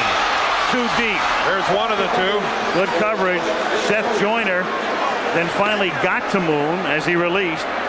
7 seconds remaining. Warren had no place to put it. Good coverage. Excellent coverage. And he just got rid of it before he was hammered. Rich Miano was back there providing really good coverage against Gibbons. And Warren sensed that he had to release it. And he took the shot with Seth Joyner. Seth Joyner turning in one of the best defensive games anybody's ever played on Monday Night Football. I don't think I've ever seen a better one. Defensively, I don't think so. Well, the last play took 6 seconds. If he can get another 6-second play, he might get another shot at it if it's not complete. Third down from the 24-yard line. And Moon spins away. This is it. We're out of time. Moon throws, and it is knocked down at the goal line, and the Eagles have won it. What a finish. What a defensive football team. 5 in a row for the Philadelphia Eagles. What a tribute to Rich Kotite and this man, Bud Carson, released a year ago by Cleveland after 9 games. Richie Kotite hired him immediately after he realized his defensive coordinator was leaving him when he got the job. Of course, they'd been together 5 years with the Jets. They did a great job tonight. Clyde Simmons putting the pressure initially on Warren Moon. Moon struggling to keep it alive. Time ran out on him right here. And Reggie White appropriately there. That's who else? I mean, it has to be. Had to be. Joyner. It's Joyner. He's everywhere. The Eagles very much in the hunt now. 13-6, they win it. We'll talk to you next Monday.